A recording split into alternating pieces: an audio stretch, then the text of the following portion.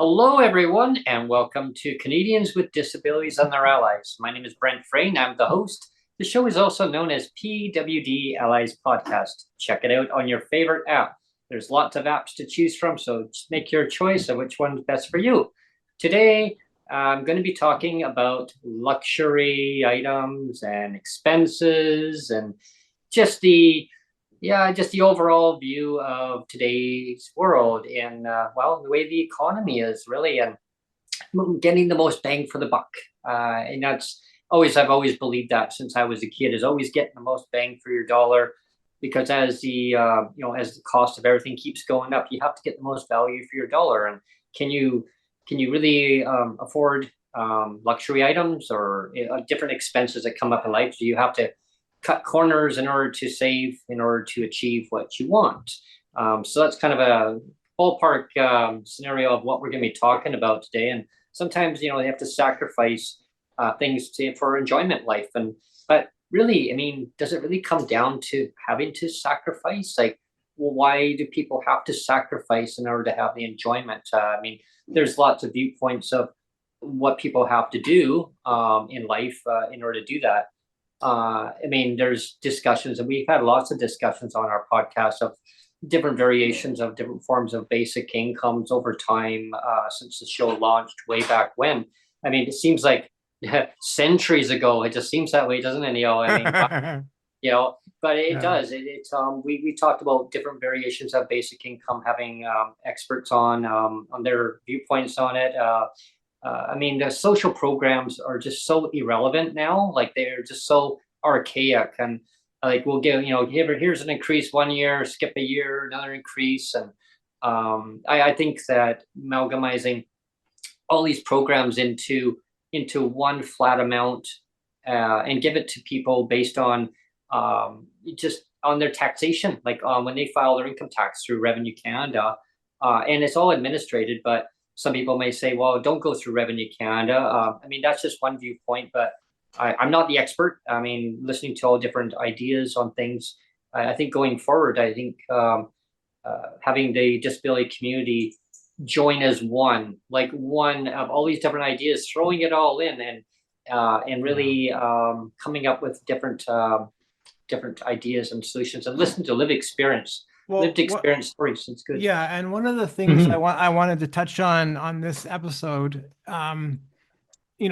this was going to be a little bit of a strange topic. I did also a bit of a strange thumbnail as well. Some people are going to look at the thumbnail and go, what's that about? But I titled the thumbnail "Love Me Not, Mm. Disability and Well-Being." Mm. And the reason I came up with that thumbnail is, you know, sometimes, like, as a person with this disability, we always have to think, well, like, maybe we're not worthy or we're not deserving, right? Because we Mm. already have provincial policy that says we're not really deserving. We're only deserving of legislated poverty, right? And Mhm. that kind of rubs off. And so this Mm. whole idea of love me not, that we're not really allowed to to love ourselves or look after Yeah. ourselves or treat ourselves to, like, a latte or a train trip in your case, or like, if Ellen was here, him and I, like I said, we geek out about cameras all the time, and Mm. somebody could push back and say, well, Neil, you shouldn't be spending money on cameras, or Ellen, you shouldn't be spending money on camera and lenses. Like, what are you doing? You only deserve your poverty, right? Mhm. And again, the reason why we're doing this show is that you've had some pushback on your train trip, and all of those videos that I put out. Mhm. There's been a few people that have pushed back and said, like, how dare you, Brent? How dare you be able to afford this? Mhm. Like, you Mhm. should be just wallowing in your own poverty and be happy with that. you know Mm. and we really need to be talking about, like, well-being is important, right? I mean, it's not like, I've always said, like, a disabled life doesn't suck. And I'm sure Patrick will say the same thing. Like a disabled life doesn't suck. Like we can all say that, right? But you know, it bugs me that we have people on Twitter and online that think that a disabled life should suck, and they kind of stand as judge and jury and say, you know what, Brent, I don't think you deserve that train trip, so I'm going to push back and say, how dare you, you Mhm. know, Well, you and know, it's just not right, I don't think. Neil, I think there is a fine line though between, living extravagantly and living reasonably. Like a train Yeah, trip, who cares? If you save up for 2 years and you get to fly to Cuba for a week, like that's an affordable holiday from this part of Mhm. the country. You can go to Cuba. It used to be for $1,000. You could go for a week. Right. It probably a little more expensive now by double, but anyways, if you save up, you could do that. I Yeah, yeah. think there is justified anger sometimes when people seem to be milking the system. Like there was a story here years ago. I don't know if it made it out west, but there was a lady who was followed by an investigative reporter. She was called the Shaky Lady in Toronto, and she was begging for whatever for years and years. And one day, an investigative reporter followed her home. She got in a Mercedes and drove home. Oh, wow. But she was acting like she had Parkinson's, and she was getting a fairly decent living off of it. And Mhm. I mean, so there are cases where people are kind of unreasonable and, And you like hear a, you hear about that about panhandlers too, that Yeah. yeah, yeah. yeah. But it's a different thing. I realize it's Mhm. just, if you're working your ass off and you're still barely treading water, like you got two kids and, a 2.5 car garage or whatever, like you're trying to live the best you can with an average income of, what is it here in Canada, about $60,000 a year, which sure as hell doesn't go very far with you know, Mm. 6% mortgage interest rate and all the other stuff that's happened Yeah. with Yeah. with groceries. So I get the upset, but at the same time, we're entitled to live too, Yeah. and we didn't sign up to be monks. So No. you know, Well, although and monks probably live better, to be honest. and before we launched the show, we were doing a comparison contrast. I mean, like again, I know that the ODSP is a bit lower than here in BC,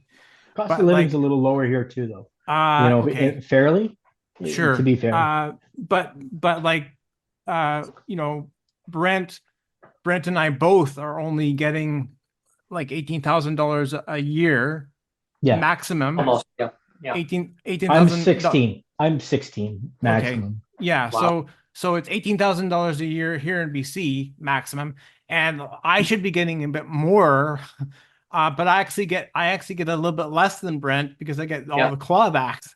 Yeah. Mm. Um, We now have so the option here to earn $1,000 a month without clawback.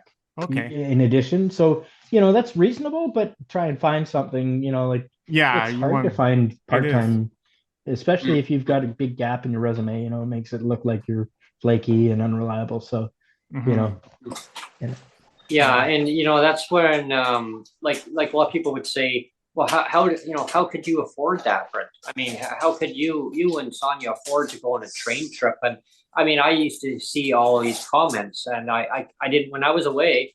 I tuned everything out. I on yeah. social media. Um, there was the odd time. I must admit, the odd time I would look at it just to kind of see, but then I wouldn't get hardly any data anyway with the Hmm. coverage where I was.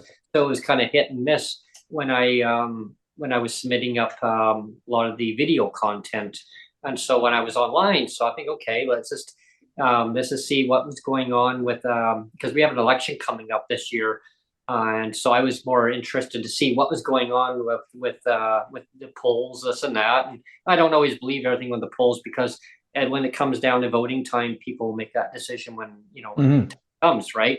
So I was looking at that and I had all these notifications popping up, and I was on Twitter. I was like, "What is going on here?" It's like, "Well, I really hope that you're enjoying a trip on on the dime here while we're all suffering." And I'm thinking, okay, like so I guess with what I'm going to say right now is people are probably wondering, okay, well, how could you afford that? And I wasn't really going to talk a lot about this on the show, which I'm not, but I'm going to give an overview. Tax credits, GSTs, birthday money, saving up pop cans. Yes, pop cans. Going to the recycle, taking them in, getting the money for it. Yeah, I get other neighbors donating pop cans too. So I'd save them up and save them up. And stuff like that. Just different, like say, different tax credits that we get. You file your income tax. Well, I got that too. Money off of, income, each month, not much left over, but you manage to get the most value for your dollar on your internet plans the best way you can. You kind of haggle with the providers and say, well, can you give me a better deal? So you're able to save money from here. So all these angles that Sonia and I have been saving up for over years and years and years, like that we were just talking about, we were able to accomplish this. And yes, I mean, so there was some debts that that obviously most people, when they go on a trip, they have to still pay back, right? So I have to pay back some debts too. I mean, so it wasn't all just money that we had to get by saving up. We were able to accomplish this and get a good deal, especially through the CNIB too. I must thank them so much on this because of my eye condition. I do have the United card that people do have, and so having a companion, especially with the train moving back and forth, you need a little bit of help so that because you can get disoriented pretty quick. But I did well on it, considering I had to try to keep my balance going best way I could on it. And the conductor is helping me on and off the train. You want to watch your step here and there, and because of peripheral perception, it can kind of throw you off. And so I was actually happy on that. And they knew that if I needed help, I would ask. And if I didn't need help, then they were fine too. And because they knew Sonia was there anyway to help me. So that's a privilege that I got. And because people say, well, how could you afford the Via Rail? That's expensive. It is expensive. And I must say, yes, it is. But because of my past, I was able to get a really good deal and other discounts. You were able to cash in on some rebates. Yeah. Well, yeah, and I mean, also, I'm a BCA member too, so I also got another discount upon the discount. So it was like, yeah, this works. And I went off season too. I mean, there was no way, even peak season, I could never afford to, even if I was had an MLA salary. I mean, they could maybe afford to do it, but I'm sure they would even feel the pinch because some of those rates, some of those rooms that you guys, I've been watching this, some of those rooms can go up to $10,000. Yeah, imagine that. Brent, do you think there's a line though between reasonable luxury and people on our salary shouldn't be having it? You know what I mean? Like, is there a line? A line is basically what a person makes though. Like, I mean, of how they perceive it. Like luxury, I would say it is, to me, the deal that I got on the Via Rail, that was to me, that was luxury. To some people, and it was inexpensive, but to some people, oh my God, how'd you get that cheap? Because that's or some people say, well, that's expensive. To some people say, well, $10,000, that's cheap. That's chunk change to me. To me, a latte is expensive because I make coffee at home. Yeah, you know what I mean? Yeah, I mean, that is a luxury for me too. But I'll turn the tables to me now. Yeah. And I know there's lots of people out there too that say, because I actually own my condo, like I'm still paying it off. Of course, I have a mortgage on it. And people are like, well, how could you possibly afford to afford a condo? Like, how could you afford? And the fact of the matter is I used to work. And my first wife worked a lot, and we both worked a lot. And we both had really good jobs, really good paying jobs, and that is how was a combined you saved your money. With a combined income of having very good salaried jobs, we were able to buy this place. But now that my disability has caught up to me now, and I was always kind of wondering, like, when is it going to happen? When is the shoe going to drop? Yeah. And it's dropped for the last 5 years now. So, like, Mhm.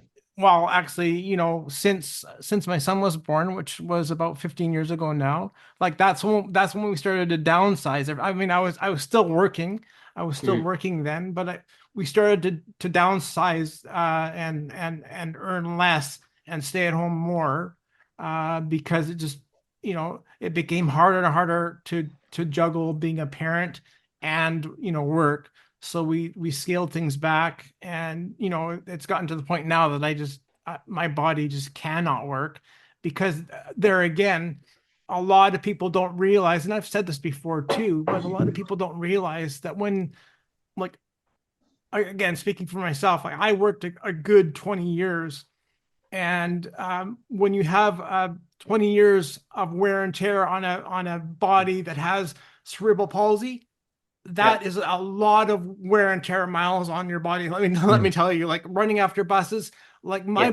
my body got run down big time, and now that as soon as I hit right at about 50 years old, and I'm 56 now, that was when the wheels came off and said, you know what, your body is gonna sort of start to self-destruct now, and too bad. But I was able to push my body, like, pretty good, right till about 50, and then all of a sudden, yeah, that's it. I reached my best before date then, right? Well, that's what happened to me too. Is repetitious work over many years, doing the same thing, and then branched off trying to do other type of work, but it ended up being the same repetitious, and it just did a toll on my back. And I thought, no, hey, I can do this. Hey, put your mind to it. People say, put your mind to it, Brett. You can do anything. Well, I was in that mindset, and I kept pushing myself more and more and more, and it was a point that all of a sudden, oh, I guess I have to stop. And yeah, like hearing from doctors, like three different doctors telling me, like, you need to now look at what else you need to do in life and chapter your energy and your interests, and that's why I'm here, like advocating on doing the podcast. Do I get paid for it? No, Neil doesn't get paid for it either, and my administration, Bertie, she doesn't get paid for it either. I wish that I had a lot where I was able to to help keep everything going, And like and in Brent. fact, I spend about $400 in software to support the channel. Yeah. Every year it's about $400 in software, just in software alone, not talking hardware, but just software alone is $400 with two programs, the Zoom, and I also have the video editing software. So they're $200 each Yeah. for a license for a year. And then That adds up. support my web page. It's Right. another Yes. it's another $200 for the year. So that's $600. And Mhm. so that's $600 out of my own pocket that I that I that I Did they you know did they give you access to something here in Ontario? They call it the employment startup benefit. It's basically yeah, they don't have once a anything like year. that. Yeah. It's $500 you can access once a year here Mhm. to help self-employment, but you have to register a company for it, or like to buy shoes and stuff if you're going to work. Like Right. safety boots and that sort of thing. Well, unless they change it, I don't think they have Might be worth Yeah. looking into. I mean, Yeah, if you could we get can access try to that again. something. Mhm. Hmm. I Yeah. told you guys last time. What's that? We did do some looking around, and when I looked in, I guess it's 2023, or was it 2022? I mean, the years blur at this point, Yeah, but yeah. Yeah. there was certain thresholds that weren't met quite, and that's a Oh, great reminder to go back and poke at things that, Yeah, we can poke at things yeah. again. Yeah, definitely is something to kind of explore. Because I remember walking into our ministry's office way back when I worked for a big Crown corporation at the time, and I needed work boots because I was doing a lot of work outside, and yeah, boy, remember those days. But yeah, and I needed work boots, and for some reason they were they were getting damaged over time, and so I needed to get them replaced. And yeah, the ministry, same thing. I needed shoes for inside, so I had to keep swapping work and shoes inside. Yeah, yeah. And I'd wear through shoes so fast, like I'd be going through shoes like big time fast. It's just because the way that I walk and I wear through shoes curved inside. So yeah, I was wearing through fast. So the ministry says to me, "Oh, well, it's not our responsibility to make sure they keep you in footwear, right? You need to." The one lady says, "You maybe need to maybe learn to walk better." And I go, "Excuse me?" I went, "Excuse me? Learn to walk Yeah. better?" And anyway, I get damaged some shoes on the job, and I won't get graphic, but I still remember I went home. But anyway, I had to do cleanup still. Anyway, the employer said, "No, go to the ministry. We're not supplying you with that, only your uniform." That's okay.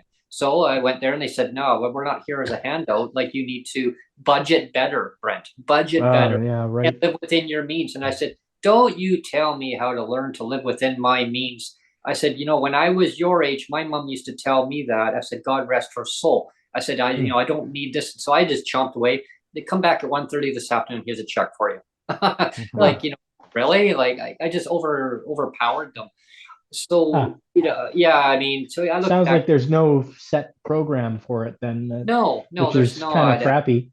Unless over time, Patrick, that they've changed things. I do know that their moving supplement, they've cracked down on that, where you now need to have a substantially cheaper accommodation or substantially reduced rent in order for them to move you. Yeah, Right. and it never used to be that way. Like really cheaper rent where, yeah. Yeah. Actually, got actually, there's an announcement that I want to make on the channel today, just for our viewers and our listeners. I didn't want it to come down to the announcement today, but I've made a decision after over 14 years, being on Twitter, as now it's called X. I still call it Twitter. Twitter sphere, and that's where this channel actually originally was born. Was on Twitter Space, and I've come a long way with the with the Twitter over time, and we've now branched off to where we are now, and I'm just so excited the way that the journey is going with the show now, and it's great. However, with Twitter, I was still left on Twitter without the show. And that's good.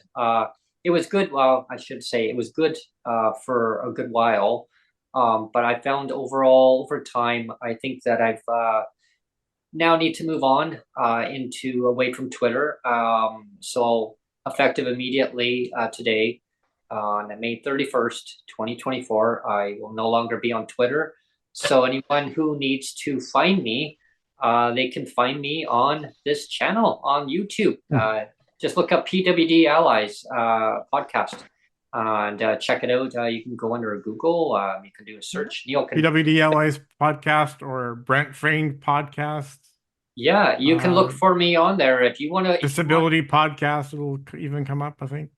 Yeah, if you want to continue following me on YouTube, if you really believe in lived experience stories and you want to come on to the show, reach out to Neil or myself. My email address is weatherman.langley@gmail.com. So definitely, or Neil, you can read out your email address too, people. Yeah, mine is I have two, but the one I usually give out is my Gmail, and it's neeljm .nm@gmail.com. That's my Gmail one. And that's the way to find us if you want to come onto the show. If you want to be a sponsor and you believe that the content that you are listening to or watching live right now, definitely reach out to us. Like, if you want to be a sponsor, we greatly would appreciate that. And hey, not putting any saying like please donate to us. No, but if you believe in our content and you like it, and you can actually relate to being an ally with somebody in your life that has a disability that's on provincial or disability assistance, or is been in a severe accident in their life, or they've got trauma in their life that now they've become disabled, because anyone can become disabled in their life at any point in time. As we get older, we all get more disabilities. They're either going to be prevalent, they're going to be either physical or non-physical, and we're all in this this life together, right? We all maybe have different viewpoints on things, and that's okay. Like, that's okay. On how do we get to financial security? We all have our viewpoints, and I like listening to all different viewpoints. And some people like my viewpoint, some people don't like my viewpoint. That's okay too, because we all learn from each other. Yeah, We and all, we have Ellen joining us now, and as well MJ. oh, And just to get them up to speed on the show, is we're kind of talking about this whole narrative that is on Twitter that sometimes gets pushed back about how we have to feel guilty somehow for our wants and our passions. Like that you have this passion for traveling, you love traveling, I always have. and there's certain people on Twitter. I mean, it only takes one or two, right? But there's certain people on Twitter that push back and say, you know what? I don't think that you should be traveling. I think that you should be suffering. And before you joined, Ellen, I was also giving my own example of my love for camera gear and spending money on camera gear. But you know the point I want to make too is, I was able to afford the camera gear while I had money, which was a few years ago, and I still was able to trade up on a lesser camera by trading in, old stuff. I was able to get a newer camera, but kind of a lesser model, that kind of deal, right? So it's not like I'm living high on the hog either, right? I mean, Yeah. I'm sure Alan can say the same thing. I mean, he gets new camera gear too, but I'm sure you're trading in a lot of stuff to afford the new stuff too. So Mhm. Well, and Uh, actually, you guys mentioned something that Brent, Yeah. you were collecting and returning bottles and cans. Yeah. We don't have that option here in Ontario. We've got the beer store and LCBO, but pop cans, forget it. It's garbage here. It goes in recycling. There's no money back oh for that. wow. That would create a huge, opportunity. I'd be picking them up off the road, Yeah. but no, here you got to look for a beer can or pop can to get any money back, Oh or a wow. beer can or a booze bottle. Well, I It's remember when I went down to a recycle place. It was this is going months ago. I took them down there and turned around, and there was and some individuals. They were ready to grab my bags after I had just put them down. yep, And I'm like, "Oh, wait a minute, these are my bags. Like, what are you doing?" yep. Yeah, Here, for the most part, it's just alcoholics that collect beer cans and bottles. I mean, it yeah. is a supplement to your income, but it's also you return it at the beer store here in Ontario, so you get a discount off your next 2 for.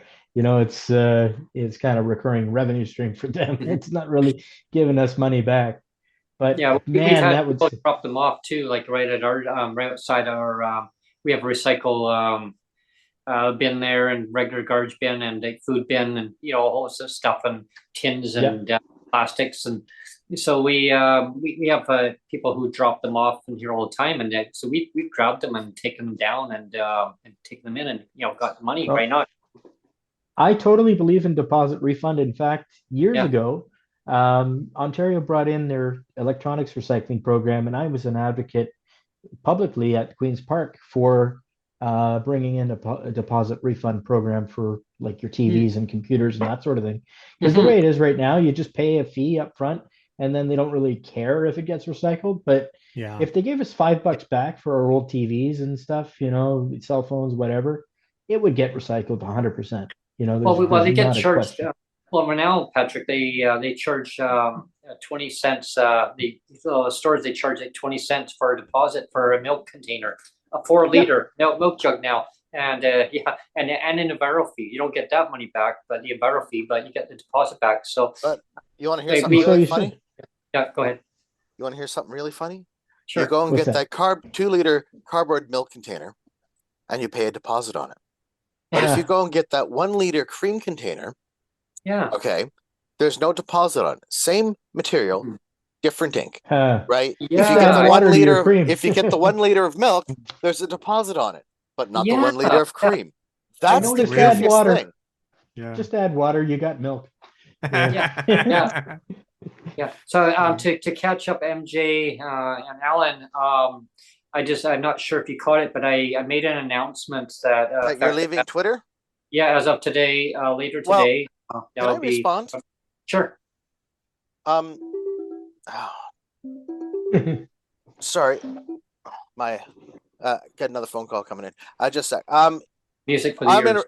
You know, basically, here's the thing: is you are doing a podcast, and that's a piece of power here to be able to go and use it as a tool and a weapon to go and say, hey, the politicians aren't doing this, and the podcasts that you do, and we talk about these issues, you know, gives credence to that from the perspective of the people that are at the end of their policies, right? And I think that, you know, the sad part is we're dealing with a human interest story here when it comes to persons with disabilities, and you've created a platform that gives the you know, us a voice.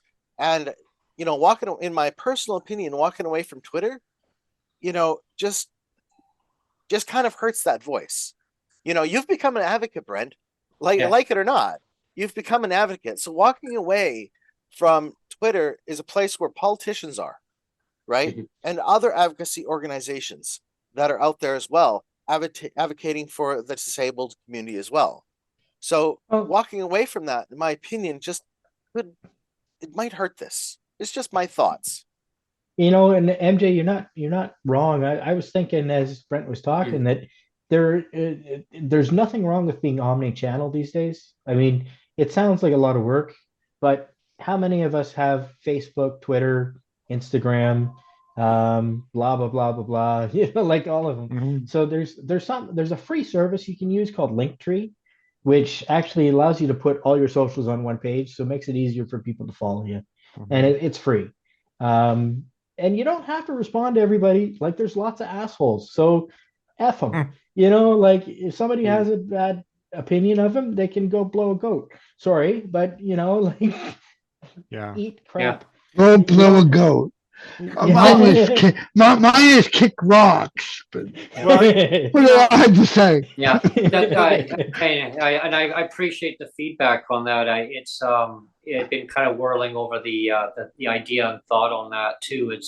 It's some people would think that, you know, well, Brent, you're abandoning the PWD community advocacy, and other politicians that I follow, they may think, well, what, you're jumping ship, you're just going to abandon us, and so a lot of those thoughts have been kind of carefully thought through, and so I am doing a little bit of brainstorming on that today. Well, let's back up the train a little bit though too. Yeah. Is like back when you were on Twitter Spaces, you basically got forced off of Twitter Spaces from a couple of people, and then their pushback was, how dare you abandon us? So you had people that were pushing you off, and those same people were saying, how dare you abandon us, Brent? So that's borderline personality disorder. That's and I guess that's the problem I have, is that, you know, you and I and everybody that's been on the podcast, like,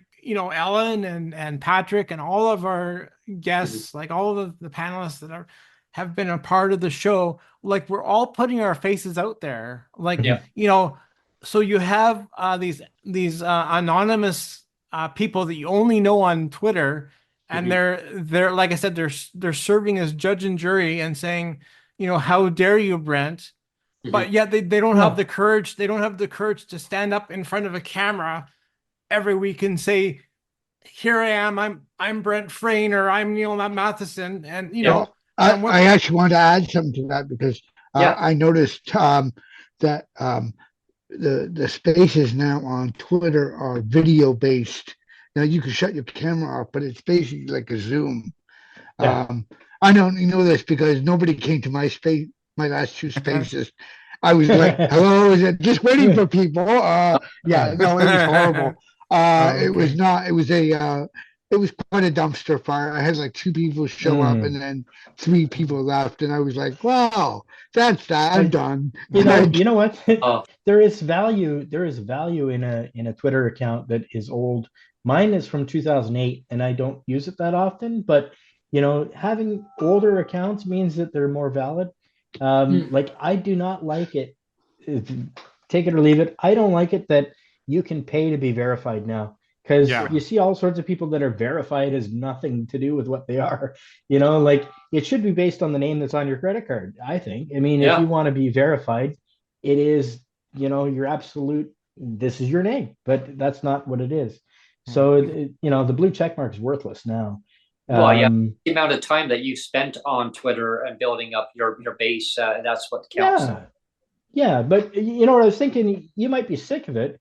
You could sell your account or give it to somebody else to assume, and nothing stops you from doing that rather than just shutting it down. You could make it just a page for this stuff, and never respond to anybody who's a jerk. Like they can talk to the wall. Like you don't have to respond. That's I Yeah. jump in here as Birdie, and I realize that it's there's a whole bunch of irony in that there. But I'm here listening, and Patrick made a good point, and I don't even want to say specifically what point of Patrick's was, because they're all great. They're all great, from MJ and I'm a little Alan crude, and I Neil know, and- but No, but I mean, because I don't want to say, hey, this is what Brent can do, but I have an idea, and I'm just chirping in, and I'm gonna go back to being mute. Aw, what's your idea? Come on. Yeah, you have an Oh, idea. she's keeping it Oh. secret for now. Oh, keeping- No, I mean, it's for Brent's safety, and I'm not saying Oh, I the see. point about yes, account selling definitely happens, right? And that's something that we, it's very identifiable when ownership switches over. Yeah. But I just mean that this is a great conversation, and I'm just applauding you guys because Yeah, and whatever Brent decides to do, Yeah. himself is You can take a Twitter break and nobody will shoot you for it. Like you I can mean, just say for it. me, it's I enjoy the advocacy, but there's obviously a lot of drama that goes with it too. For me, I stay Toxicity is part on. of it. Yeah, I mean, and I stay Yeah. focused on the all the current events and what's going on. And there's ways I could probably remedy that situation. And I know what as an overview. I think you know what I'm saying Yeah, already I- without saying anything. Yes. And that's Yeah, I do. Well, I And I've Block shared, frequent, block often. I've shared privately before with you, Brent, too, Yeah. is like when we started this whole thing back in 2022, Mhm. on when you were on Twitter Spaces, and then it came over here in 2023. Yeah.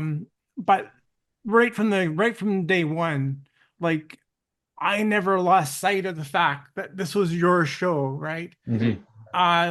Right, like I said, right from when it was Twitter Spaces to now, like I've never lost sight that it's your show, and I'm just kind of the steward of the show, right? And I think that was the problem with Twitter Spaces, is you had a few people that wanted it to be their show, and that's how you got forced off. And Nobody's again, doing it anymore. It's been at least 8 weeks since a PWD type, whether it was an open mic or anything, has not been floated. Nobody's running them. I tried to pick up the gauntlet about 3 weeks ago, and 2 people showed up and they stayed as listeners and then they left. So I Wow. was like, I was all ready to relaunch my tiny home one, and I was just like, this is pointless. Like, Mhm. Neil, do you know, or does anybody happen to know? I know it's possible if you're like a gamer to simulcast things from Twitch to YouTube at the same time. Is it possible to simulcast this to Twitter? And I do know the answer to this. I don't know if Neil quite I you're I have technically seen it. against. I have seen it before, but I don't know how to do it. It's technically against terms of service, whether it's against YouTube terms of service or Twitch terms of service. It sort of flip flops every few years. But Okay. yes, I mean, simulcast, I mean, to other platforms, because there are definitely other options besides even Twitch. But Yeah. but this is why my ears are just soaking in the words that you guys are saying, and I can't even say out loud. Yeah. Well, I it just definitely- I don't see the point in like, you get sick of people and you don't want to deal with them anymore. You just want to, go and do Yeah. your own thing. But there's value here, and you've done a lot of work, so it'd be a shame to lose it all. Yeah, and that's one thing that I've been kind of weighing up too. I mean, sure, I mean, people listening here now, they're probably like, well, yeah, but you just said earlier that you said effective immediately today. Oh, but today you're not going forward- to do it right now. yeah, exactly. Oh, I can't get on One there of the right things, now. You're one of the allowed to things change your Patrick's mind. You're talking with your advisors right now. Yeah. The one advisor, of the stay put, Brent, stay the put. You're board at of the round directors. table here. Yeah. One of the things Patrick and I will be familiar with is, and a lot of people are starting to use it as a social media platform really heavily, even though it's been kind of slated to be shut down by the Americans, is the TikTok thing. Yeah. Oh, Yeah. yes. And a lot of people with disabilities are using this platform heavily, whether it's to do open mics or to do reels or to do stories about what's going on, what they're facing, because the algorithm does get picked up quicker there. Yeah. I think I've seen a lot more stuff, a lot more people in the what do they call it, Patrick? The algorithm. They call it the FYP or whatever they call it. I don't know what that. I don't know what it's called, but I know what you mean. It's kind of like a news feed. Right? It's like if you start following feed. people, Your feed. you start seeing a lot more people with disabilities, whether Yeah. they've got ADHD or autism or they're a parent. There's an awful lot of Tourette's. Yeah. Tourette's is very entertaining. I shouldn't be laughing, but it is funny. I find it's interesting on how the TikTok, some of these videos are put together, and it's interesting. The only thing with TikTok is it takes a while before you can do a live. Yeah, it's a slow burn on it. It's a slow burn. You have to really build up. I think you have to have 1,000 followers. Yeah, or something. I got 1,000. I got 1,000 now. I could. I don't think I do yet. I don't know could how put to it on mine. Not a problem.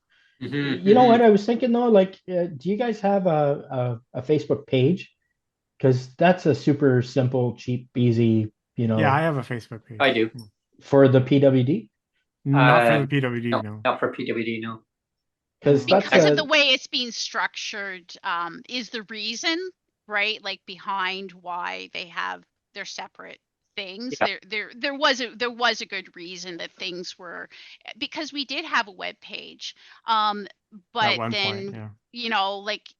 So it's always a balancing act, and then you do one thing and then it doesn't work out, and then you try a new thing, and then that thing works for a while, and then we come back to, hey, that was an old idea, but we should probably just modernize again, it. Some of the things get fractured, and one comment I was going to make is that you've always had a really strong following on Twitter, Brent, and I know when you first started the Twitter Spaces, like people knew you for the Twitter Spaces, and they didn't even know anything about the YouTube channel, even though the YouTube channel started at the same time. I mean, I was still posting the videos out, but now it's kind of flipped, where I think everybody that's following this podcast that we've brought over to YouTube, most people know you from YouTube now, so you're getting more traction from YouTube so it's you've kind of flipped the script on it a little bit. Google's algorithm, I think Google's algorithm trumps the TikTok one, just for the length of life that things are on YouTube, which is forever, and then everything gets what do you call it? Dubbed. The audio gets the audio transcribed. Dubbing is great. Yeah. Mhm. The I mean, transcription. one thing that I found too is on Twitter is people will say, well, yeah, I'm going to go and check out your YouTube, right? So it kind of works, coincide, Well, you can play kind of ping pong, put it on this, and then you don't simulcast, but maybe you take the recording that you've already done and you put it out elsewhere in long format. Like, I think Instagram lets you do 20 like minutes. I've almost got 4,000 followers now, right? So yeah, like it's built up the base on it. Eh? Have you checked out Threads? To mention that Neil does, there is some carryover because the show isn't just on YouTube. Neil, doesn't it get carried over to Spotify?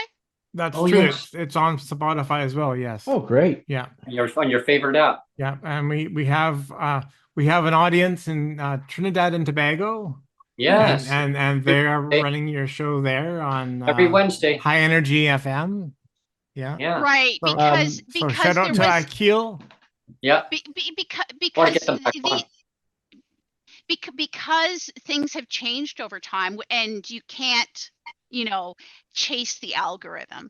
Things have changed over time and things will change over time. Yeah. Right. And whatever Brent decides is best for his mental health and the health of his house, in the end of the day is Brent's choice.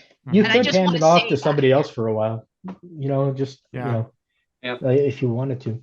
But this whole show is about well-being and it's just about, I don't think we should be made to feel guilty or that we should have other people on social media telling us like, Brent, you're not entitled to your latte, or you're not entitled to a train trip. What's funny? It's funny, Neil. They talk about how we shouldn't live like this or whatever. I listen to Bloomberg regularly because I'm trying to learn about investing in my RDSP, and they were saying the other day that it's over 2/3 of Americans co-sign for their kids to buy a house, and I think that it's probably similar here in Canada. I mean, the people that tell you can't afford your lifestyle probably can't afford their own. It's bad.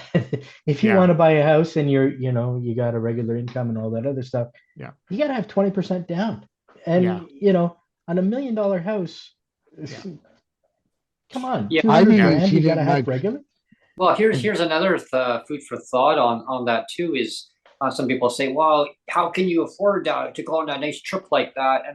And we had talked about this off air. I was talking to Neil about this earlier, and our rent, like actually wasn't earlier, it was the other day. But I mean, our rent is, to us, it's still high, but it's cheaper. It's cheaper than the market rent that's actually right now. Is even higher, even in our current building. Like if we were to move out of our unit right now and move into another unit in the same building, we'd be paying a lot more. Now we'd have hardly anything to even hope to even go anywhere. You'd be having to save up for at least 20 years, 30 years in order to go on a little basic trip. The landlord would be happy because it's more. And that's another thing, Brent. Sorry to interrupt, but that's another thing is I just wanted to, and I'm not gonna out the person. I'm not gonna mention any name or whatever. But one of your biggest critics that has been lobbing all these bombs at you about your trip. I mean, he has an RGI unit. He's got the blessing and fortune of having an RGI unit. So he's paying a maximum of $500 a month. Sounds like chucking stones in a glass house. Yeah. So he's lobbing bombs at you, and yet he's not willing to acknowledge that. You know what? I'm extremely fortunate to only be paying $500 a month in rent on an RGI unit, that there's no way I would be able to afford my place otherwise. Yeah, kettle. And you It's, know, I when I was on the train trip, I was talking to some individuals within Canada and in the US. We were talking about exactly this topic right now. I tell you, some people want to know, well, who the hell is this person?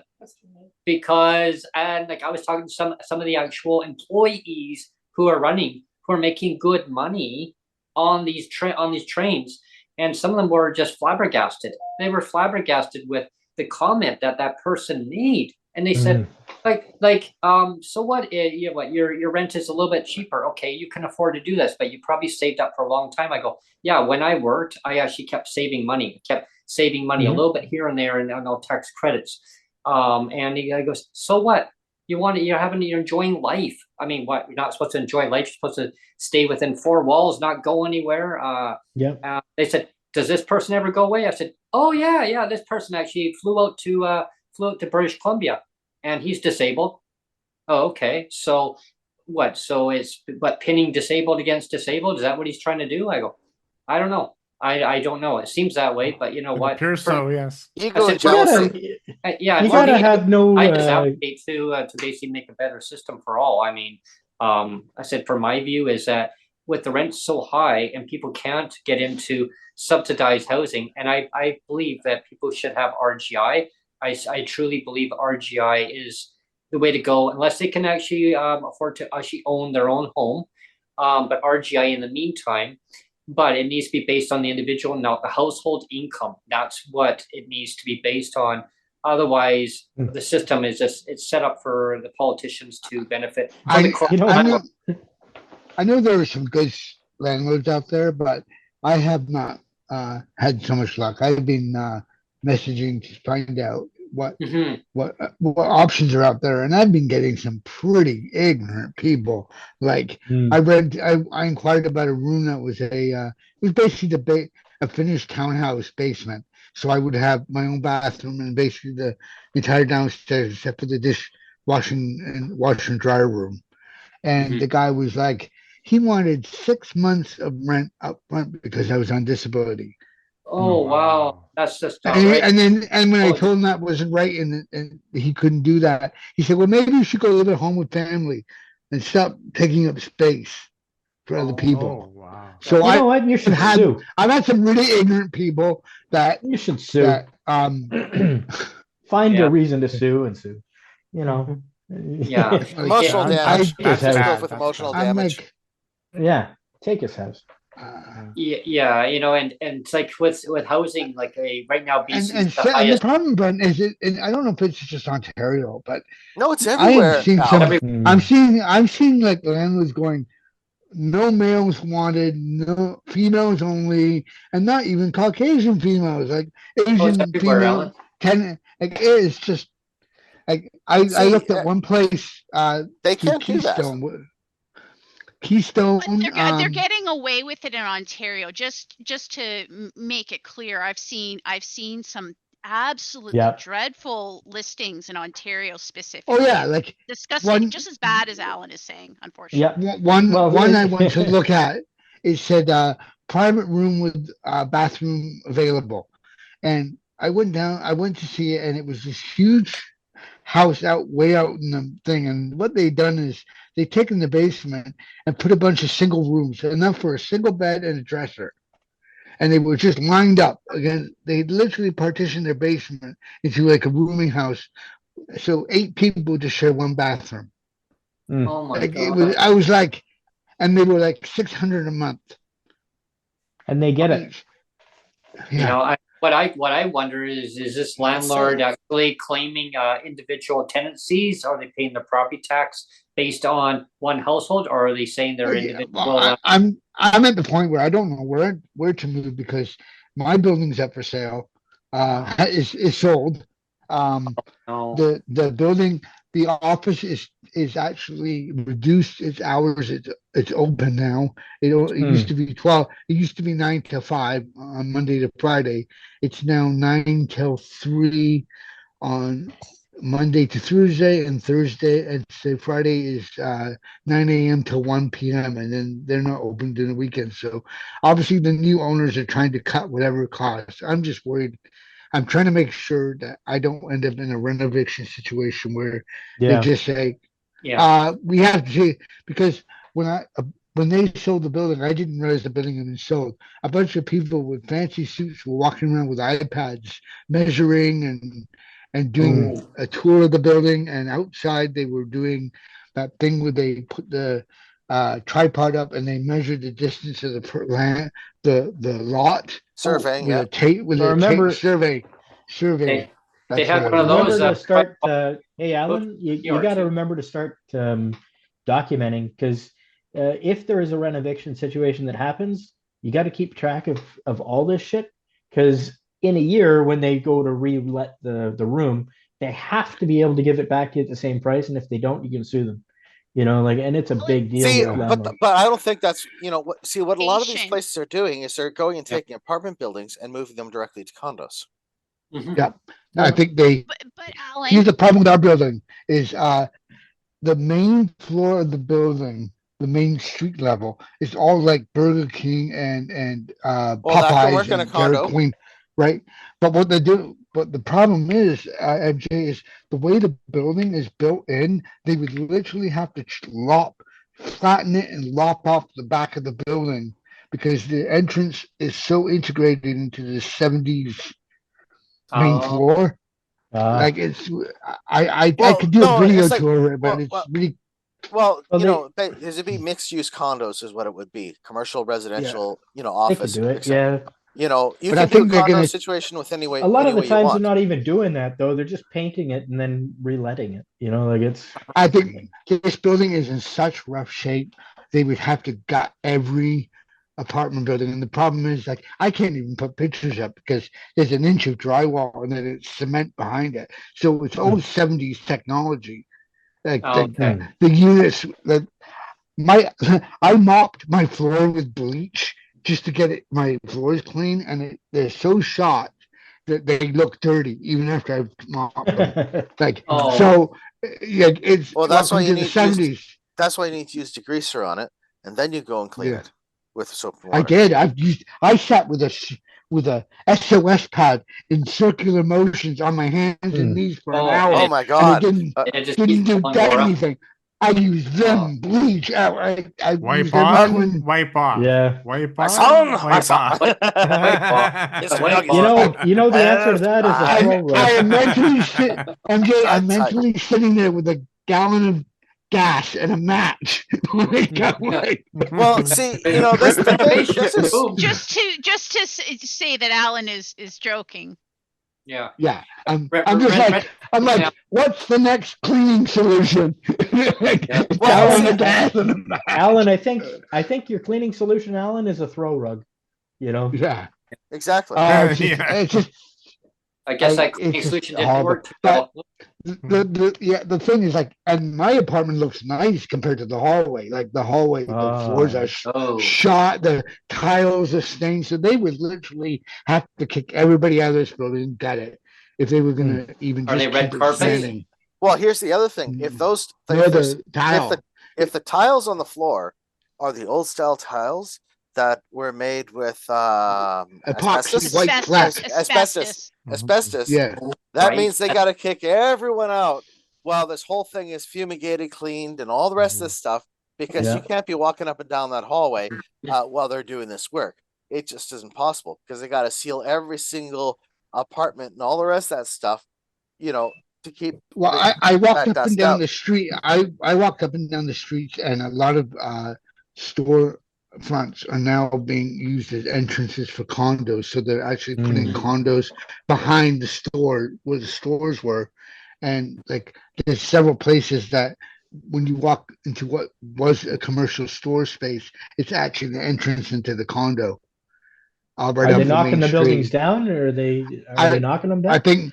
think that they're trying to keep the integrity or the look of the old downtown Kingston, but they're Okay. also trying to throw up because it's a limestone. A lot of the buildings are still limestone.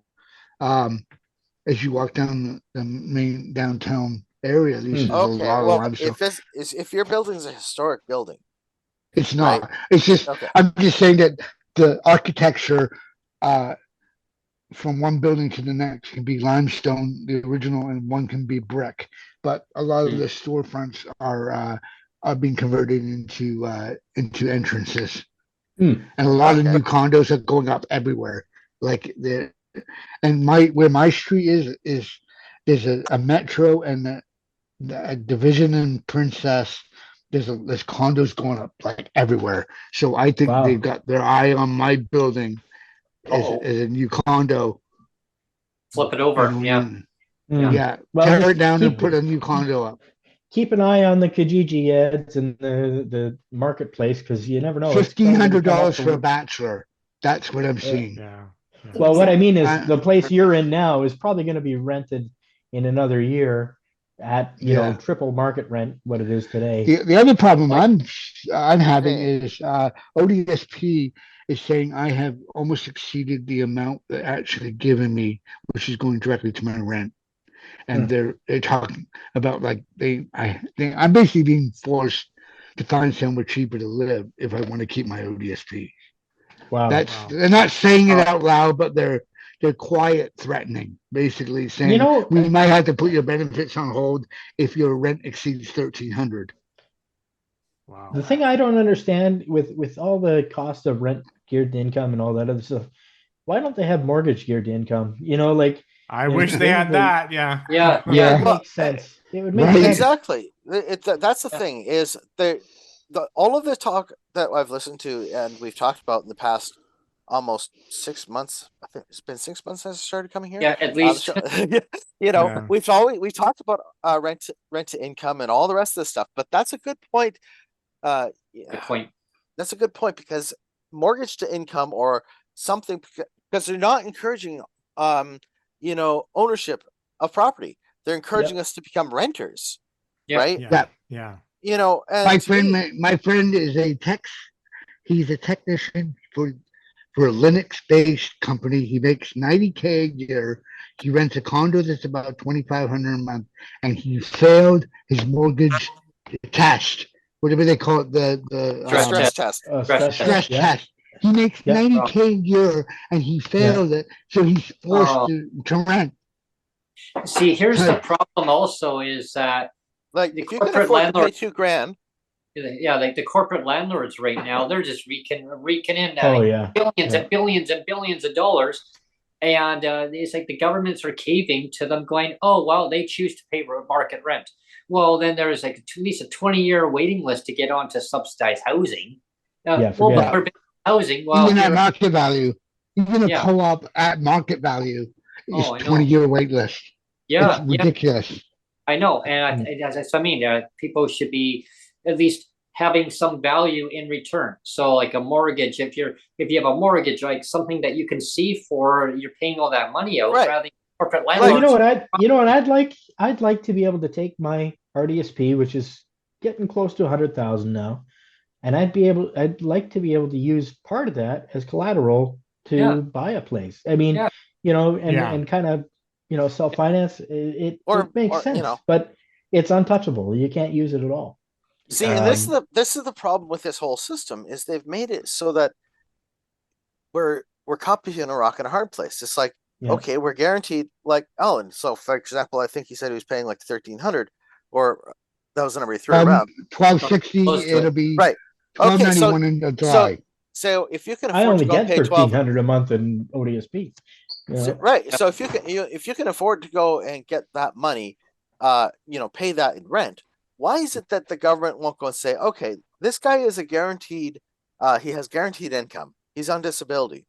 Why don't we go and find him a place he can own, right? Mhm. Right? That would make more sense. We all know that, a very basic home, to build starts at about $150,000. Now with all the initiatives and all the rest of that stuff, you're talking about $250,000 for a single person. Mhm. I mean, this is insane, Well, yeah. right? Right. So how are we going to afford something like that, on the money we get? Well, right? exactly, because you look at each year. I mean, MJ, like you're in BC too. Then Yeah. Neil, So, I mean, you look at this year at 3.5% increase on your current rent. So because our rent is lower than our neighbor, our new neighbors that just moved in upstairs. See, before we went away, we had other neighbors up there, and they said, well, when we move, we hope that your new neighbors are going to be as quiet as we were. And they were a little bit noisy, nothing much. The new neighbors, well, we got back and we were joking about, oh, I can guarantee our new neighbors are probably not going to be as quiet. Guess what? Nope. Yep. Yeah. Late night, and all of a sudden you get woken up. Boom! Drop something on the floor. Boom! You startled awake, right? So anyway, with that being said, is that a 3.5% increase on your rent, right? So if your rent's still relatively low because you got in when the market was still the rent before they started skyrocketing up. Great, but that keeps going up every year. So if you don't get an increase on your income, well, your landlord is still going to tick it up, and then next year, oh, here you go. Exactly, right? Next Why thing is you know, it that your our rent disability be- rates don't go up? Yeah, And Well, my mortgage, sorry, not my mortgage, my property tax. Yeah. I just got my property tax and I paid it. Just yesterday I paid it. Oh. It was over $1,300. $1,300 property tax. And don't guess get- how I paid it? I paid it by going into debt again to pay it. yeah. Because And that's my only option, is to go into debt to pay it, because if I don't pay it, I'm going to be on my ass, homeless, just like everybody else. Yeah. You know. Yeah. And a point that Brent and I make, like, privately, is that when because the increase from ODSP or PWD in BC, when it goes out, doesn't tie in with the same date as our rental increases. So I Right. get less of the tax credits. Brent and I both get less tax credits than other people whose rent does go up at the same time, because like mine specifically is really out of sync. I mean, it's still the municipality that pays, right? I mean, it still goes through, but it affects my tax credit. So I have less purchasing power than somebody across the hall who has a newer date, because I've been here for a decade, right? And those things, though positives, right? I mean, they also hit you back because you're not a tenant that's paying a higher price. So when it comes to getting maintenance on our units, right? And we're in different provinces. So much of what Brent goes through, I go through as well, right? So Right. Well, I'll give you an example here really quickly. Is so before we went away, our tenants who lived above us were paying $1,750. Now they had got a rent increase. They were living there for a year, and then anyway they moved. They gave their notice in. I didn't even know until they told us that they're going to be moving. They timed it up so that their rent increase notice didn't take effect until May the 1st. They moved on end of April. So they said they wanted to benefit it so that the new tenants wouldn't be paying more than $1,750. Otherwise, if they would have stayed for one more month past their 1 year lease agreement, right? So they would have just been month to month. Their new tenants, when they moved, their new tenants would have been paying over $1,800. So they said they wanted to do it so that the new tenants, whoever they would be paying only $1,750. Well, the property management, I mean, they've already made hundreds and hundreds and hundreds and hundreds of dollars on that unit because the guy before was paying way, way below. So that's how that works. Now there's no vacancy control. So as soon as a tenant moves out, the other tenant should automatically be the same amount. There's pros and cons to that because also because like Sonia says to me too off air is some landlords they'll find other ways around to get the tenant out. If they're not going to make a profit, then they're going to find other ways. They always find a way one way or another anyway. Well, I think the one of the big problems we have is, as you mentioned, these corporate landlords that are making tons of money have forced the mom and pop landlords, the people that own maybe a second home as an investment, they force them to push their amounts up so high that the regular person can't even swing $1,200 without having no food to eat. I'm in that boat. I'm like, how many times do I have to ask Jen Evans from Mutual Aid on Twitter? Like, it's getting insane. I feel like a mooch.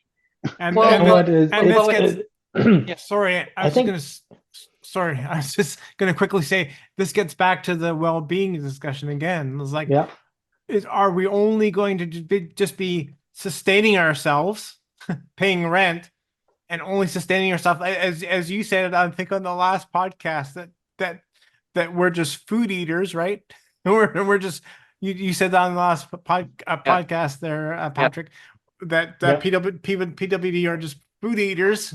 Well, I think we should be more than just food eaters. I think there should be a narrative out there, and it should be spearheaded by the governments that that take on the idea that, you know what, PWD are more than just food eaters. They deserve to have some level of well-being as well. yeah. Not just barely paying rents, not just barely paying for food, but having some level of well-being, because Well, well-being is important, right? It's Like a not just pair of it's not just shoes, Yeah, right? it's not just the feel good part of it, but think about long-term cost. I mean, healthy people that are Mhm. mentally healthy cost less for the system.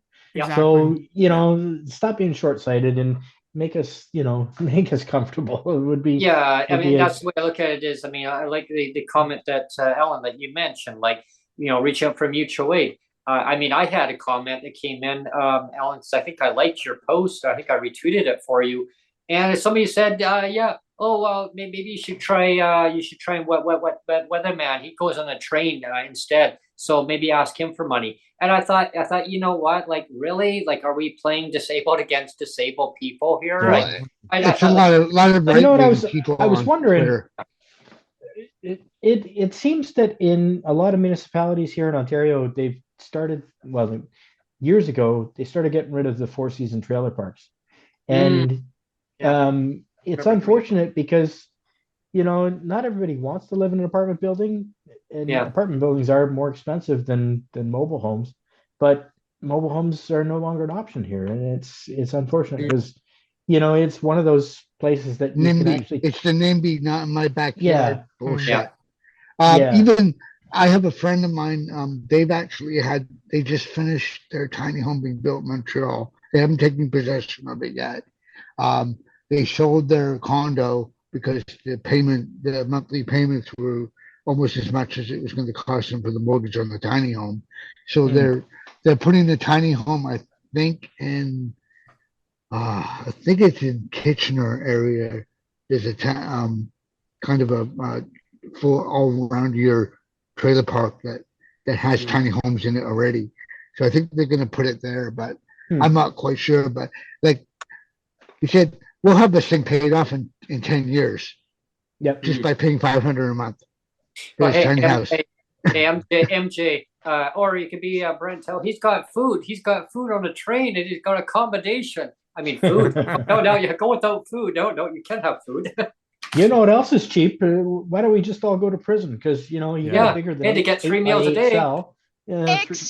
Except for that, that's not No. actually like the real perspective of it, No, because somebody, I mean, who is disabled and incarcerated does not have any say over what is like actually needed, even like like the amount of water, like it's such a dire Yeah.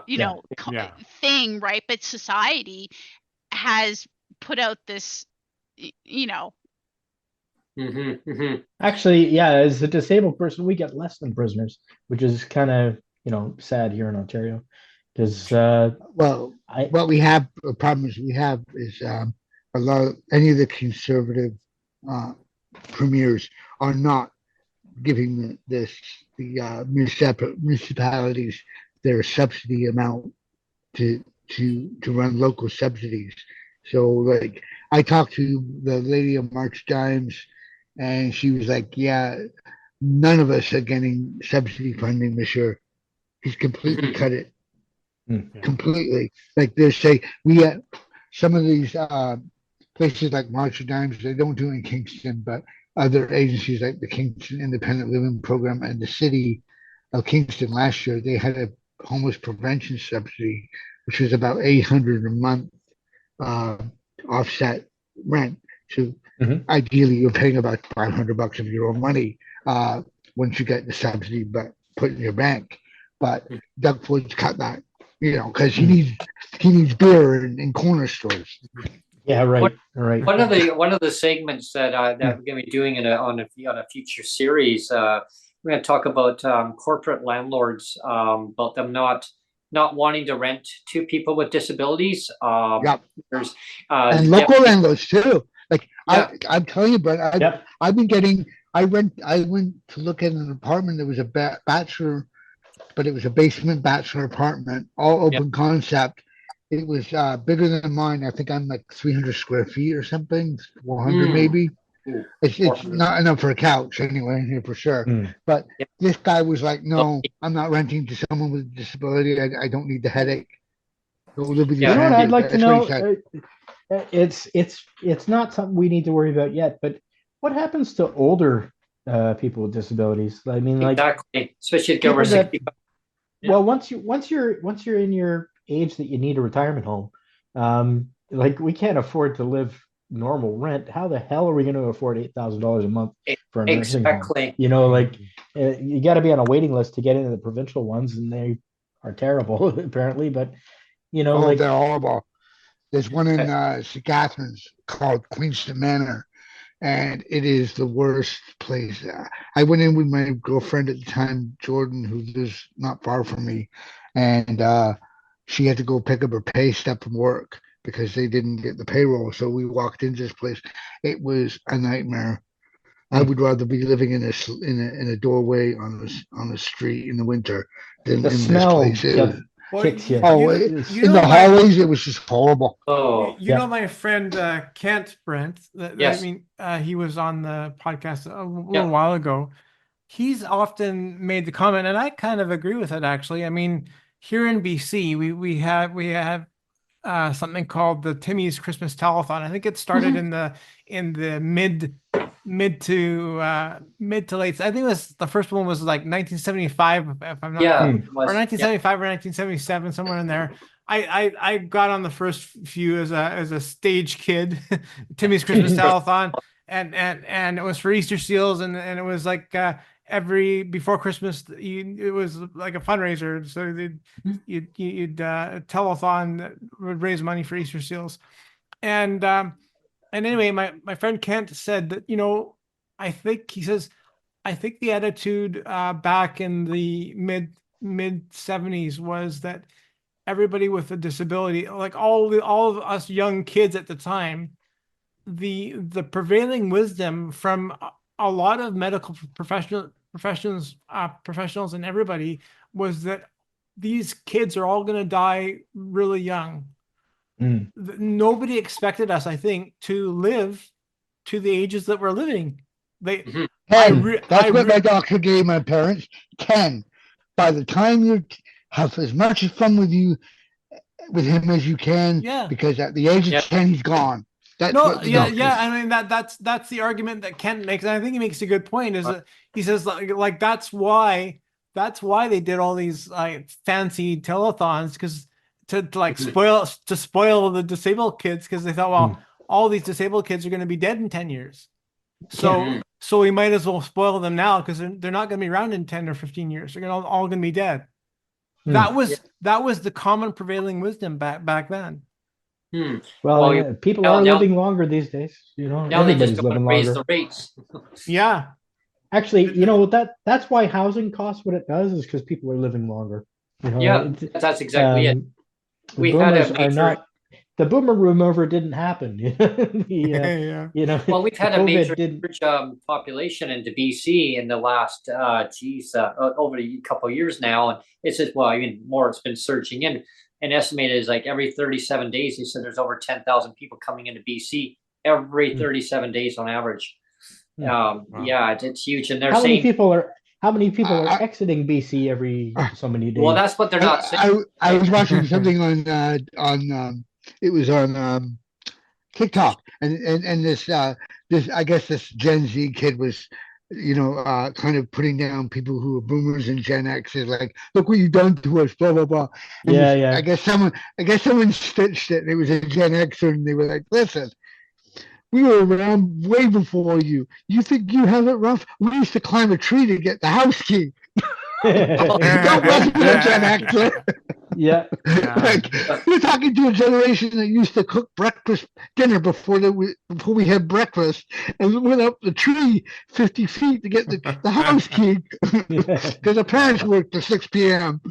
One thing we noticed though when we did travel up to Ontario and to Toronto there, Sonia kept telling me, she goes, she would complain like her jaw would be aching, this and that, and it didn't ache one bit while we were there, not once.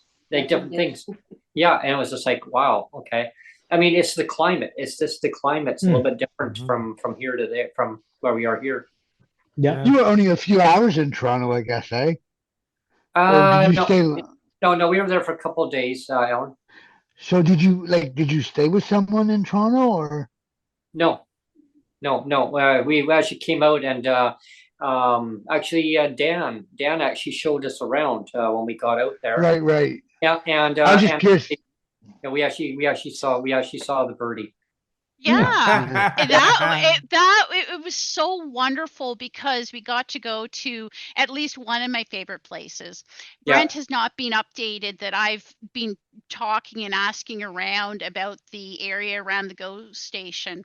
And it's quite an interesting story. And my shoes are still in a plastic bag in the closet because of the smell. I just cannot get rid of the smell on those shoes. So right now, if I had to walk across town, Brent, those are my walking shoes.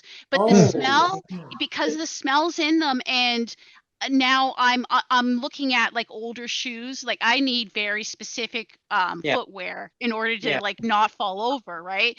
So I was looking at old footwear, and the old footwear that's in bags, it still has a smell, even though I had done like baking soda and stuff. So like right now, in order to access anything, right? Like I have to hope and pray that my sandals won't cause a blister. I was off my feet for 3 weeks because of a blister.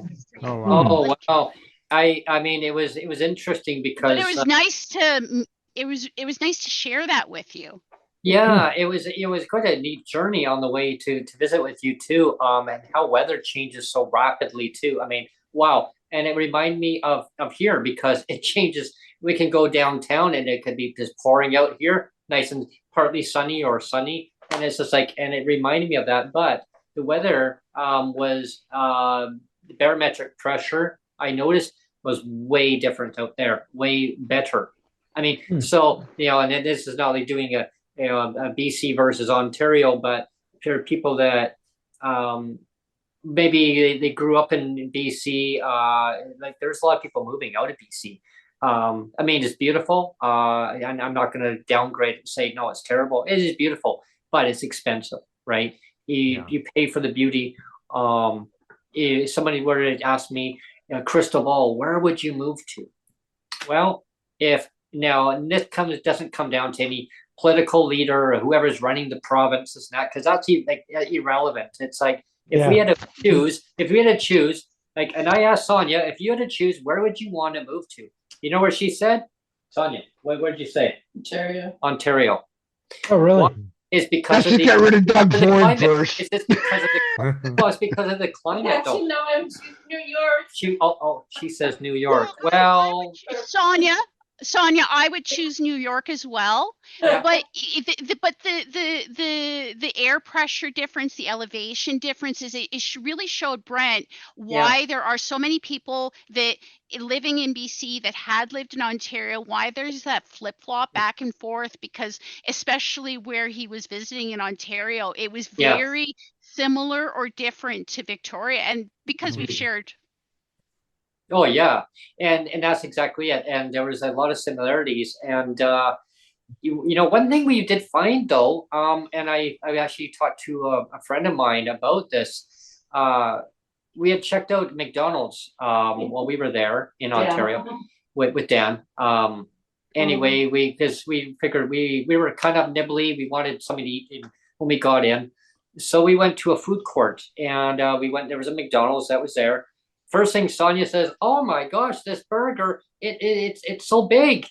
And so Really? what we've determined is that the supplier that supplies to Ontario versus BC, the burgers are bigger.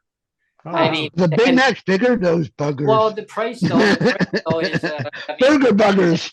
it's cheaper. The price was a little bit cheaper than it is in BC. So Oh. because of taxation, and we were talking to a lady, one of the managers there, and she said, yeah, like she heard the same thing. And it's because of taxation.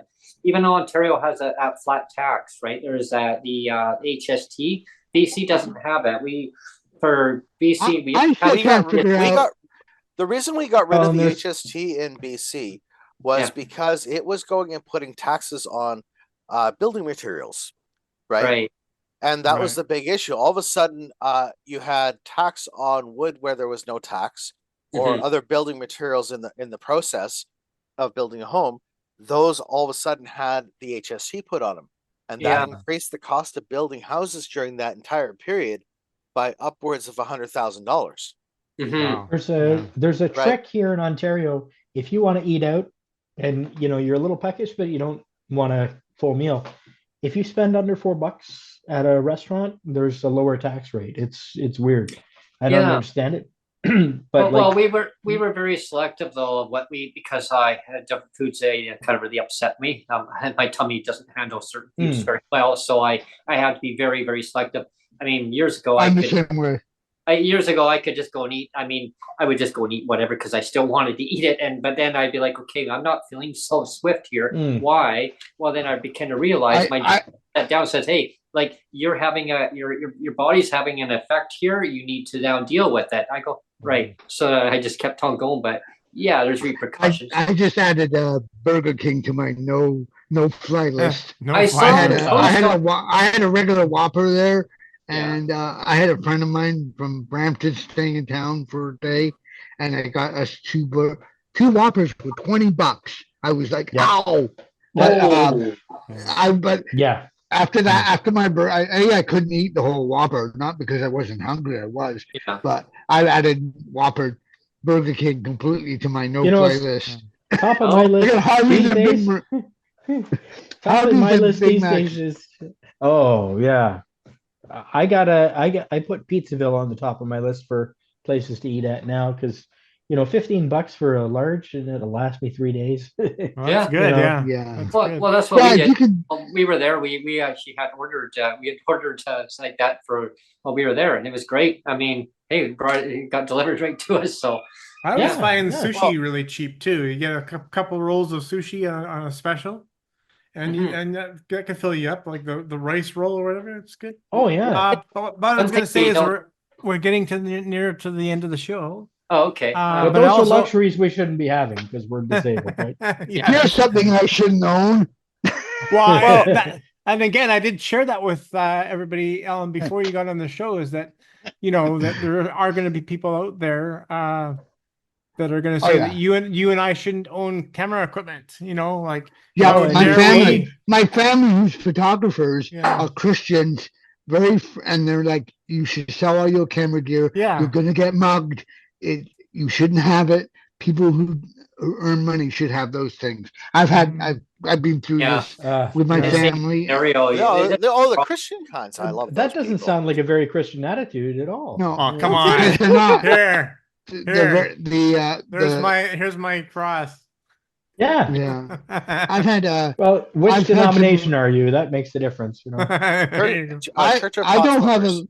I'm not against anybody that follows a religion at all, but I'm not. from what I've but, seen, mm. from what I've seen from the whole Christian base now, that it's going very, very far right, and Yeah. I just kind of ignore it.